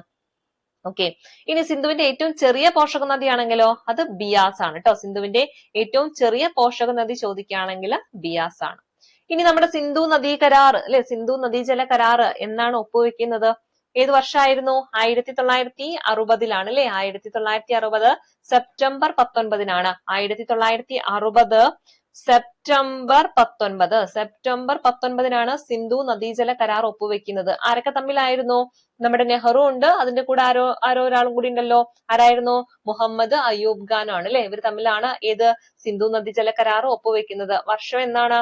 1960 സെപ്റ്റംബർ 19 ഓക്കെ, അത്രയും കാര്യങ്ങൾ അവിടെ ഓർത്തു വെക്കാം. ഇനി നമ്മുടെ ബ്രഹ്മപുത്ര നദിയുമായി ബന്ധപ്പെട്ട് ചോദിക്കുന്നതാണ് ചുവന്ന നദി എന്നറിയപ്പെടുന്നത്. ചുവന്ന നദി ഏതാണ്? ബ്രഹ്മപുത്രയാണ് കേട്ടോ. ചുവന്ന നദി ബ്രഹ്മപുത്രയാണ്. അതുപോലെ ഏറ്റവും കൂടുതൽ ജലം വഹിക്കുന്ന നദി കൂടിയാണ് ഏതെന്ന് പറയുന്നത്? ബ്രഹ്മപുത്ര നദി എന്ന് പറയുന്നത്. അപ്പൊ ഏറ്റവും കൂടുതൽ ജലം വഹിക്കുന്ന നദി കൂടിയാണ് ഏതാ? ബ്രഹ്മപുത്ര നദി എന്ന് പറയുന്നത്. അതുപോലെ ഏറ്റവും വേഗത്തിൽ ഒഴുകുന്ന ഇന്ത്യൻ നദി ചോദിച്ചാൽ അത് ഏതാണ്? തീസ്തയാണ് കേട്ടോ. തീസ്തയാണ് ഏറ്റവും വേഗത്തിൽ ഒഴുകുന്ന ഇന്ത്യൻ നദി എന്ന് പറയുന്നത്. നമ്മുടെ ബ്രഹ്മപുത്രയുടെ പോഷക നദിയായിട്ടുള്ള തീസ്തയാണ് ഏറ്റവും വേഗത്തിൽ ഒഴുകുന്നത്. ഇനി നമ്മുടെ ബ്രഹ്മപുത്ര നദി ഓരോ സ്ഥലങ്ങളിലും ഓരോരോ പേരിലാണ് അറിയപ്പെടുന്നത്. അപ്പൊ ബ്രഹ്മപുത്ര നദി ബംഗ്ലാദേശിൽ അറിയപ്പെടുന്ന പേരെന്താ? ജമുന എന്ന പേരിലാണ് കേട്ടോ. ഓർത്തു വെച്ചേക്കണേ, ബ്രഹ്മപുത്ര നദി ബംഗ്ലാദേശിൽ അറിയപ്പെടുന്ന പേരെന്താണ്? ജമുനയാണ്. എന്നാൽ ബ്രഹ്മപുത്ര നദി ടിബറ്റിൽ അറിയപ്പെടുന്ന പേരേതാ? സാങ്പോയാണ്. ബ്രഹ്മപുത്ര നദി ടിബറ്റിൽ അറിയപ്പെടുന്ന പേരെന്താണ്? സാങ്പോയാണ്. ഇനി ബ്രഹ്മപുത്ര നദി അരുണാചൽ പ്രദേശിൽ അറിയപ്പെടുന്ന പേരാണെങ്കിലോ അത് ദിഹാങ് എന്നാണ് പറയാം. ബ്രഹ്മപുത്ര നദി അരുണാചൽ പ്രദേശിൽ അറിയപ്പെടുന്ന പേരെന്താണ്? ദിഹാങ്. മാറിപ്പോകരുത്, പഠിക്കണം. ഒന്ന് പറഞ്ഞത് ബ്രഹ്മപുത്ര നദി ബംഗ്ലാദേശിൽ അറിയപ്പെടുന്ന പേര് ഏതാണ്? ജമുന. ബ്രഹ്മപുത്ര നദി ടിബറ്റിൽ അറിയപ്പെടുന്ന പേര് സാങ്പോ. എന്താണ്? സാങ്പോ. അരുണാചൽ പ്രദേശിൽ ഏത് പേരിൽ അറിയപ്പെടുന്നത്? ദിഹാങ് എന്ന പേരിലാണ് അറിയപ്പെടുന്നത്. അതുപോലെ തന്നെ ഏഷ്യയിലെ ഏറ്റവും വലിയ നദീജന്യ ദ്വീപായിട്ടുള്ള മാജുലി ഏത് നദിയിലാണ്? ബ്രഹ്മപുത്ര നദിയിലാണ്. എന്താ പ്രത്യേകത? ഏഷ്യയിൽ തന്നെ ഏറ്റവും വലിയ നദീജന്യ ദ്വീപായിട്ടുള്ള മാജുലി സ്ഥിതി ചെയ്യുന്ന നദിയാണ് ഏത്? ബ്രഹ്മപുത്ര നദി എന്ന് പറയുന്നത്. ഓക്കെ, അപ്പൊ ഇത്രയും കാര്യങ്ങൾ എന്ത് ചെയ്യാ ഇവിടെ നിങ്ങൾ പഠിക്കട്ടോ. ഞാൻ വീണ്ടും റിവൈസ് ചെയ്യുന്നില്ല, കുറച്ചധികം ടോപ്പിക്സ് എടുക്കാനുള്ളത് കൊണ്ടാണ്, സമയം കിട്ടൂല. അപ്പൊ നിങ്ങൾ എന്ത് ചെയ്യാ, വീഡിയോ ഒന്ന് പോസ് ചെയ്തിട്ട് ഒന്നുകിൽ സ്പീഡിൽ ഒന്നും കൂടി റിവൈസ് ചെയ്ത് കേൾക്കട്ടോ. ഓക്കെ, അപ്പൊ ഇനി നമുക്ക് അടുത്ത ക്വസ്റ്റ്യനിലേക്ക് കടക്കാം. അടുത്ത ക്വസ്റ്റ്യൻ ഇതാണ്: അസമിലെ കാസിരംഗ ദേശീയോദ്യാനം ഏത് മൃഗത്തിന് പ്രസിദ്ധമായതാണ്? ഏതാണ് ആ മൃഗം? കാസിരംഗ എന്ന് പറയുന്ന ദേശീയോദ്യാനം ഒറ്റക്കൊമ്പൻ കണ്ടാമൃഗത്തിന് പ്രസിദ്ധമായിട്ടുള്ള ദേശീയോദ്യാനമാണ് ഏത്? കാസിരംഗ ദേശീയോദ്യാനം എന്ന് പറയുന്നത്. എവിടെയാ വരുന്നത്? അത് അസമിലാണെന്ന് ഓർത്തു വെച്ചേക്കാം. അപ്പൊ ദേശീയോദ്യാനവുമായി ബന്ധപ്പെട്ടിട്ട് ചോദിക്കാൻ സാധ്യതയുള്ള ചോദ്യങ്ങൾ നമുക്കൊന്ന് ഡിസ്കസ് ചെയ്യാം. ഇന്ത്യയിലെ ഏറ്റവും കൂടുതൽ ദേശീയോദ്യാനങ്ങളുള്ള സംസ്ഥാനം ചോദിച്ചാൽ അത് എവിടെയാണെന്ന് അറിയോ? അത് മധ്യപ്രദേശ് ആണ് കേട്ടോ. ഇന്ത്യയിലെ ഏറ്റവും കൂടുതൽ ദേശീയോദ്യാനങ്ങളുള്ള സംസ്ഥാനം ചോദിച്ചാൽ അത് മധ്യപ്രദേശ് ആണ്. അങ്ങനെയാണെങ്കിൽ ഇന്ത്യയിലെ ആദ്യത്തെ ദേശീയോദ്യാനം എവിടെയായിരുന്നു? അത് നമ്മുടെ ഉത്തരാഖണ്ഡിലെ ജീം കോർബറ്റ് ആണ് കേട്ടോ. രാംഗംഗ എന്നൊക്കെ അറിയപ്പെടുന്ന ജീം കോർബറ്റ് ദേശീയോദ്യാനമാണ് ഇന്ത്യയിലെ ആദ്യത്തെ ദേശീയോദ്യാനം എന്ന് പറയുന്നത്. ഇന്ത്യയിലെ ആദ്യത്തെ ദേശീയോദ്യാനം ഏതാണ്? ജീം കോർബറ്റ് ദേശീയോദ്യാനമാണ്. ഇനി ഇന്ത്യയിലെ ഏറ്റവും വലിയ ദേശീയോദ്യാനം ചോദിച്ചാൽ അത് ഏതാണ്? അത് ഹെമിസ് നാഷണൽ പാർക്ക് ആണ് കേട്ടോ. ലഡാക്കിലെ ഹെമിസ് നാഷണൽ പാർക്ക് ആണ് ഇന്ത്യയിലെ ഏറ്റവും വലിയ ദേശീയോദ്യാനം എന്ന് പറയുന്നത്. അപ്പൊ ഏറ്റവും വലുത് ഹെമിസ് ആണ്. എവിടെയാ വരുന്നത്? ഹെമിസ് ലഡാക്കിലാണ്. ജീം കോർബറ്റ് എവിടെയാ വരുന്നത്? ഉത്തരാഖണ്ഡ്. എന്താ പ്രത്യേകത? ഇന്ത്യയിലെ ആദ്യത്തെ ദേശീയോദ്യാനമാണ് ജീം കോർബറ്റ് അഥവാ രാംഗംഗ എന്നൊക്കെ അറിയപ്പെടുന്നത്. ഏറ്റവും വലുത് ചോദിച്ചാൽ ഹെമിസ് ആണ്. ഹെമിസ് എവിടെയാ വരുന്നത്? ലഡാക്ക് ആണ്. ഓക്കെ, ഇനി ഇന്ത്യയിലെ ഏറ്റവും ചെറിയ ദേശീയോദ്യാനം ചോദിച്ചാൽ അത് സൗത്ത് ബട്ടൺ ആണ്, ആൻഡമാനിലാണെന്ന് ഓർത്തു വെച്ചേക്കാം. ഓക്കെ, ഇന്ത്യയിലെ ഏറ്റവും ചെറുത് ചോദിച്ചാൽ സൗത്ത് ബട്ടൺ ആണ്. ഇനി എപ്പോഴും ചോദിക്കാറുള്ള ഒരു ക്വസ്റ്റ്യൻ ആണ്, ലോകത്തിലെ ഒരേ ഒരു ഒഴുകുന്ന ദേശീയോദ്യാനം ഏതാണെന്ന് ചോദിക്കാറുണ്ട്. ഏതാണത്? കേബിൾ ലേഞ്ചാവോ എന്ന് പറയൂട്ടോ. നമ്മുടെ ലോക്തക് തടാകത്തില് മണിപ്പൂരാണ്. മണിപ്പൂര് ലോക്തക് തടാകത്തിലെ കേബിൾ ലേഞ്ചാവോ ആണ് ലോകത്തിൽ തന്നെ ഒഴുകുന്ന ഒരേ ഒരു ദേശീയോദ്യാനം എന്ന് പറയുന്നത്. ഇനി ബംഗാൾ കടുവകൾക്ക് പ്രസിദ്ധമായിട്ടുള്ള ഒരു ദേശീയോദ്യാനം ഉണ്ട്. ഏതാണത്? മനാസ് ആണ്. ആസാമിലെ മനാസ് ആണ് ബംഗാൾ കടുവകൾക്ക് പ്രസിദ്ധമായിട്ടുള്ള ദേശീയോദ്യാനം എന്ന് പറയുന്നത്. ഏഷ്യൻ സിംഹങ്ങളുടെ ആവാസ കേന്ദ്രമായിട്ട് പറയുന്നത് ഏതാണ്? ഗിർ നാഷണൽ പാർക്ക് ആണ്. ഗിർ എവിടെയാ വരുന്നത്? ഗുജറാത്ത് ആണ്. അപ്പൊ ഏഷ്യൻ സിംഹങ്ങളുടെ ആവാസ കേന്ദ്രം എന്ന് പറയുന്നത് ഏതാണ്? ഗിർ നാഷണൽ പാർക്ക് ആണ്. ഒറ്റക്കൊമ്പൻ കണ്ടാമൃഗം നമ്മളിപ്പോ പറഞ്ഞു, ഏതായിരുന്നു അത്? കാസിരംഗയാണല്ലേ. ഒറ്റക്കൊമ്പൻ കണ്ടാമൃഗങ്ങൾക്ക് പ്രസിദ്ധമായിട്ടുള്ളത് ഏതാണ്? കാസിരംഗ നാഷണൽ പാർക്ക് ആണ്. എന്നാൽ വെള്ളക്കടുവകൾക്ക് പ്രസിദ്ധമായിട്ടുള്ളതാണെങ്കിലോ അത് നന്ദൻകാനൻ ആണ്. വെള്ളക്കടുവകൾക്ക് പ്രസിദ്ധമായത് നന്ദൻകാനൻ ഒഡീഷയിലാണെന്ന് ഓർത്തു വെച്ചേക്കാം. ഇനി ഇന്ത്യയിലെ ഏറ്റവും വലിയ കടുവാ സങ്കേതം ചോദിച്ചാൽ അത് ഏതാണ്? നാഗാർജുന സാഗർ ആണ് കേട്ടോ. ഇന്ത്യയിലെ ഏറ്റവും വലിയ കടുവാ സങ്കേതം ചോദിച്ചാൽ നാഗാർജുന സാഗർ ആണ്. ചെറുത് ചോദിച്ചാൽ ബോർ ആണ്. ചെറുത് ബോർ ടൈഗർ റിസർവ് ആണ് വരുന്നത്. ഇനി ഇന്ത്യയിലെ ആദ്യത്തെ ബയോസ്ഫിയർ റിസർവ് ചോദിച്ചാൽ അത് ഏതാണ്? നീലഗിരി ആണ് കേട്ടോ. 1986 ഇന്ത്യയിലെ ആദ്യത്തെ ബയോസ്ഫിയർ റിസർവ് പറയുന്നത്. ഇന്ത്യയിലെ ആദ്യത്തെ ബയോസ്ഫിയർ റിസർവ് ഏതാണ്? നീലഗിരിയാണ്. ഏറ്റവും വലിയ ബയോസ്ഫിയർ റിസർവ് ചോദിച്ചാൽ ഗ്യാൻ ഭാരതിയാണ്. ഏറ്റവും ചെറുത് ചോദിച്ചാൽ അത് ഏതാണ്? ദിബ്രു സൈക്കോവയാണ്. ഓക്കെ, അതുപോലെ ഇന്ത്യയിലെ ആദ്യത്തെ ബയോളജിക്കൽ പാർക്ക് ചോദിച്ചാൽ അത് ഏതാണെന്ന് അറിയോ? അഗസ്ത്യവനമാണ് കേട്ടോ. അഗസ്ത്യവനമാണ്. ഇനി കേരളത്തിൽ നിന്ന് യുനെസ്കോയുടെ മാൻ ആൻഡ് ബയോസ്ഫിയർ ലിസ്റ്റിൽ ഉൾപ്പെട്ട ഏക ബയോസ്ഫിയർ ചോദിച്ചാൽ അത് അഗസ്ത്യമല ബയോസ്ഫിയർ റിസർവ് ആണ് കേട്ടോ. ഓക്കെ, അപ്പം അത് ഒന്ന് ഓർത്തു വെച്ചേക്കാം. പിന്നെ നമ്മളെ വയനാട് വന്യജീവി സങ്കേതം ഉൾപ്പെടുന്നത് ഏത് ബയോസ്ഫിയർ റിസർവിന്റെ ഭാഗമാണെന്ന് ചോദിച്ചാൽ നീലഗിരി ബയോസ്ഫിയർ റിസർവിന്റെ ഭാഗമാണ്.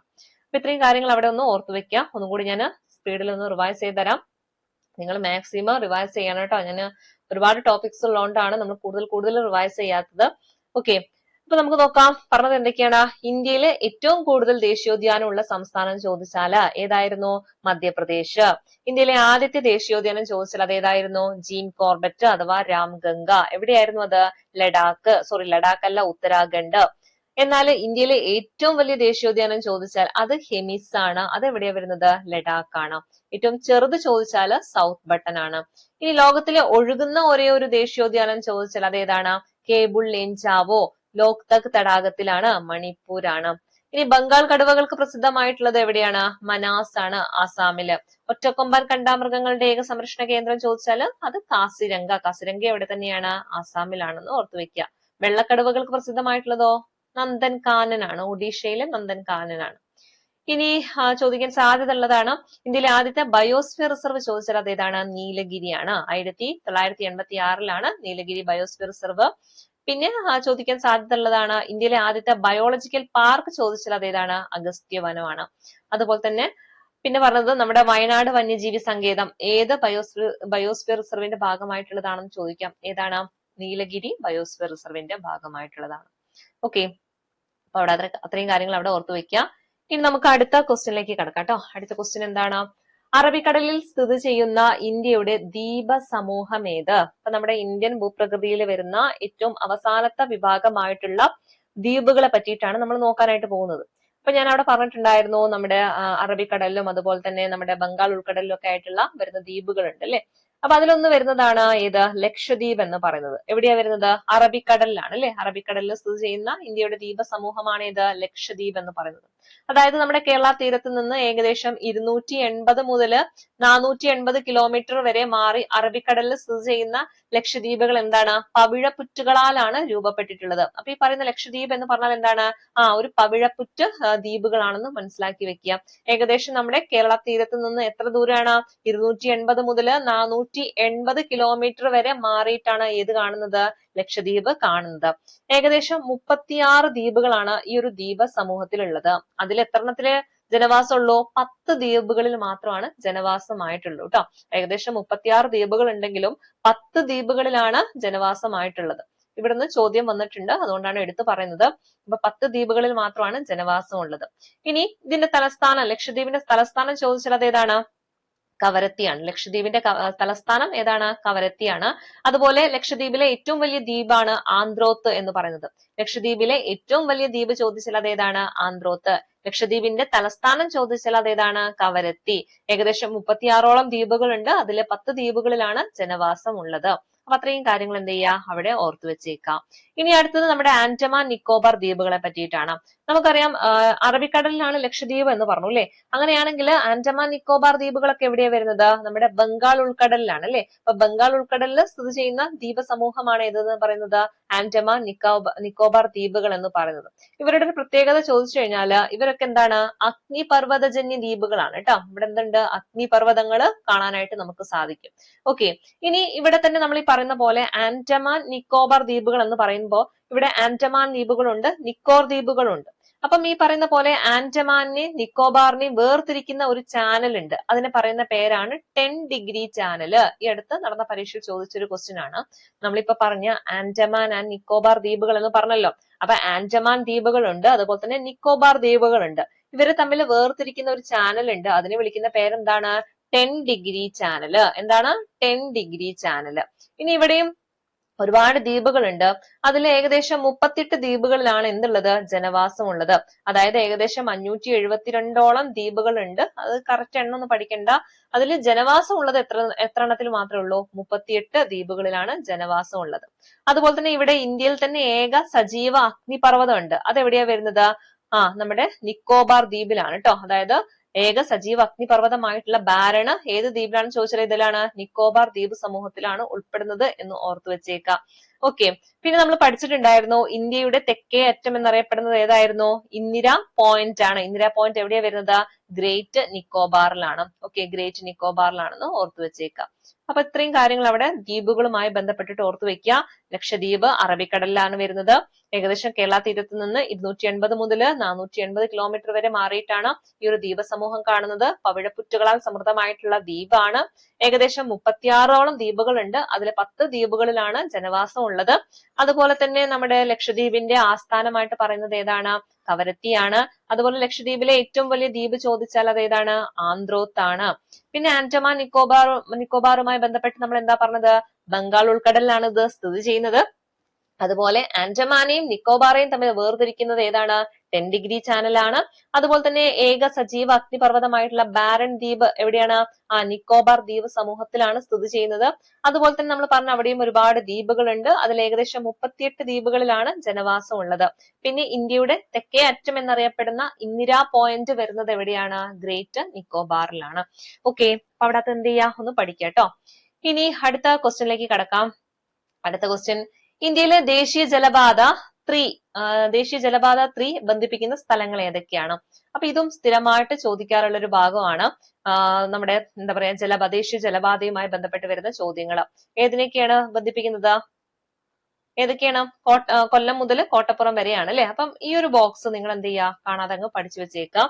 നമ്മൾ കുറെ ബോക്സുകളെ പറ്റി പറയുന്നുണ്ട്. അതിൽ നമ്മൾ ഒരു പരീക്ഷയ്ക്ക് പോകുമ്പോൾ നോക്കേണ്ട അല്ലെങ്കിൽ ഏറ്റവും പ്രധാനപ്പെട്ടതായിട്ട് കണക്കാക്കേണ്ട ഒരു ബോക്സ് ആണ് ഈ ഒരു ബോക്സ് എന്ന് പറയുന്നത്. നമ്മുടെ ദേശീയ ജലപാതയുമായി ബന്ധപ്പെട്ട് വരുന്നതാണ്. ഓക്കെ, അപ്പൊ അതിന് മുന്നേ ആയിട്ട് ഉൾനാടൻ ജലഗതാഗത അതോറിറ്റി എന്നാണ് രൂപീകൃതമായത് എന്ന് വേണമെങ്കിൽ ചോദിക്കാം. അത് വർഷം ഒന്ന് പഠിച്ചു വെച്ചേക്കാം. 1986 കേട്ടോ. 1986 ഉൾനാടൻ ജലഗതാഗത അതോറിറ്റി രൂപീകൃതമാകുന്നത്. ഇനി നമുക്ക് പ്രധാനപ്പെട്ട ദേശീയ ജലപാതകൾ നോക്കാം. അതിൽ ആദ്യത്തേതാണ് ദേശീയ ജലപാത 1, NW1. ഏതിനൊക്കെയാണ് ബന്ധിപ്പിക്കുന്നത്? അലഹബാദ് മുതൽ ഹാൽദിയ വരെയാണ് കേട്ടോ. അലഹബാദിനെയും ഹാൽദിയയാണ് ഏത് ബന്ധിപ്പിക്കുന്നത്? ഒന്നാമത്തേത് ബന്ധിപ്പിക്കുന്നത്. അതായത് നമ്മുടെ ഗംഗാനദിയിലെ അലഹബാദ് മുതൽ ഹാൽദിയ വരെ ഏകദേശം 1620 കിലോമീറ്റർ ആണ് ഇതുള്ളത്. അപ്പൊ ഇവരെ തമ്മിൽ ബന്ധിപ്പിക്കുന്നതാണ് ഇത് ദേശീയ ജലപാത 1 എന്ന് പറയുന്നത്. ഇനി രണ്ടാണെങ്കിൽ ബ്രഹ്മപുത്ര നദിയിൽ സാദിയ മുതൽ ധൂബ്രി വരെയാണ് കേട്ടോ. അപ്പൊ നമ്മൾ പറഞ്ഞു ജലപാത 1 ആണെങ്കിൽ അത് ഗംഗാനദിയില് അലഹബാദ് മുതൽ ഹാൽദിയ വരെ. അലഹബാദ് എന്നൊക്കെ പറയുമ്പോൾ തന്നെ ഫസ്റ്റ് ലെറ്റർ അല്ലേ, അപ്പൊ ഒന്നാമത്തേതാണെന്ന് ഓർത്തു വെച്ചേക്കാം. ഇനി ബി എന്നൊക്കെ പറയുന്നത് രണ്ടാമത്തെ ലെറ്റർ അല്ലേ, അപ്പൊ ബ്രഹ്മപുത്ര നദിയാണെന്ന് ഓർത്തു വെക്കാം. അങ്ങനെ സാദിയ മുതൽ ധൂബ്രി വരെയാണ് ദേശീയ ജലപാത 2 എന്ന് ഓർത്തു വെച്ചേക്കാം. ഓക്കെ, ഇനി ഏകദേശം അതിന്റെ ഒക്കെ ഒരു പകുതിയാണ് ഇതിൽ വരുന്നത് അല്ലെ. അതിന്റെ കിലോമീറ്റർ, ഈ ഒരു കിലോമീറ്റർ പരീക്ഷയിൽ ചോദിച്ചിട്ടുണ്ട് കേട്ടോ. 1620 കിലോമീറ്റർ. അതാണ് NW1 അതിന്റെ കിലോമീറ്റർ കണക്ക് പറയുന്നത്. NW2 ആണെങ്കിൽ 891 ആണ്. ജസ്റ്റ് നിങ്ങൾ ഇതിന്റെ ഏകദേശം പകുതിയാണെന്ന് ഓർത്ത് വെച്ചാൽ മതി. ഇനി നമ്മുടെ NW3 ഇതാണ് ഒരുപാട് തവണ ചോദിച്ചിട്ടുള്ളത്. നമ്മുടെ കൊല്ലം മുതൽ കോട്ടപ്പുറം വരെയാണ് ഏത് NW3 വരുന്നത്. ഓക്കെ, അപ്പൊ കേരളത്തില് കൊല്ലം മുതൽ കോട്ടപ്പുറം വരെ വരുന്ന ദേശീയ ജലപാതയാണ് ഏത് ദേശീയ ജലപാത 3 എന്ന് പറയുന്നത്. ഇനി 4 ആണെങ്കിൽ ഏതൊക്കെയാണ്? ഗോദാവരി കൃഷ്ണ നദികളുമായിട്ടാണ് കണക്ട് ചെയ്ത് വരുന്നത്. കാക്കിനട മുതൽ പുതുച്ചേരി വരെയാണ് കേട്ടോ. കാക്കിനട മുതൽ പുതുച്ചേരി വരെയാണ് NW4 വരുന്നത്. NW5 ആണെങ്കിൽ ബ്രഹ്മണി ടു മഹാനദിയാണ് ദേശീയ ജലപാത 5 വരുന്നത്. അപ്പൊ ഏറ്റവും കൂടുതൽ ചോദിച്ചിട്ടുള്ളത് ആദ്യത്തെ ഈ ഒരു 3 ഇതും കൂടി എന്ത് ചെയ്യുക, അതിന്റെ കൂട്ടത്തിൽ അങ്ങ് പഠിച്ചു വെച്ചേക്കാം. അപ്പൊ ദേശീയ ജലപാത 1 ഏതൊക്കെയാണ്? അലഹബാദ് മുതൽ ഹാൽദിയ വരെ. ബി ആണെങ്കിലോ, സോറി ബി അല്ല, 2 ആണെങ്കിലോ, ദേശീയ ജലപാത 2 ആണെങ്കില് ബ്രഹ്മപുത്രയില് ഏതൊക്കെയായിരുന്നു? സാദിയ മുതൽ ധൂബ്രി വരെയാണ്. ഇനി മൂന്നാമത്തേതാണ് നമ്മുടെ കൊല്ലം ടു കോട്ടപ്പുറം വരുന്നത്. 4 ആണെങ്കിൽ കാക്കിനട മുതൽ പുതുച്ചേരി വരെയാണ്. 5 ആണെങ്കിൽ ബ്രഹ്മണി ടു മഹാനദിയാണ്. ഓക്കെ, അപ്പൊ ഇത് മസ്റ്റ് ആയിട്ടും പഠിച്ചു വെച്ചേക്കാം. ഓക്കെ, നമുക്കിനി അടുത്ത ക്വസ്റ്റ്യനിലേക്ക് കടക്കാം.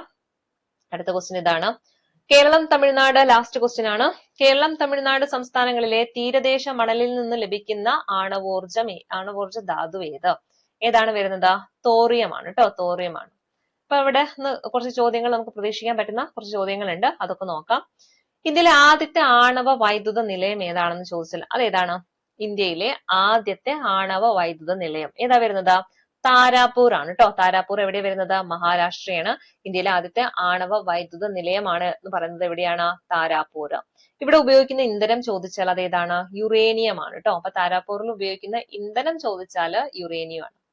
ഇനി ഇന്ത്യയിലെ ഏറ്റവും വലിയ ആണവ നിലയം ഏതാണെന്ന് ചോദിച്ചാൽ അത് കൂടംകുളം ആണ് കേട്ടോ. കൂടംകുളം ആണ് ഇന്ത്യയിലെ ഏറ്റവും വലിയ ആണവ നിലയം എന്ന് പറയുന്നത്. ഓക്കെ, അപ്പൊ കൂടംകുളം എവിടെയാ വരുന്നത്? തമിഴ്നാടാണ് അല്ലെ. അപ്പൊ ഇന്ത്യയിലെ ഏറ്റവും വലിയ ആണവ നിലയം എവിടെയാണെന്ന് ചോദിച്ചാൽ കൂടംകുളമാണ്. ഇനി ഇന്ത്യയിലെ ആദ്യത്തെ ആണവ റിയാക്ടർ ഏതാണെന്ന് ചോദിച്ചാൽ അത് അപ്സരയാണ് കേട്ടോ. ഇന്ത്യയിലെ ആദ്യത്തെ ആണവ റിയാക്ടർ ഏതാണെന്ന് ചോദിച്ചാൽ ഏതാണ്? അപ്സരയാണെന്ന് ഓർത്തു വെക്കുക.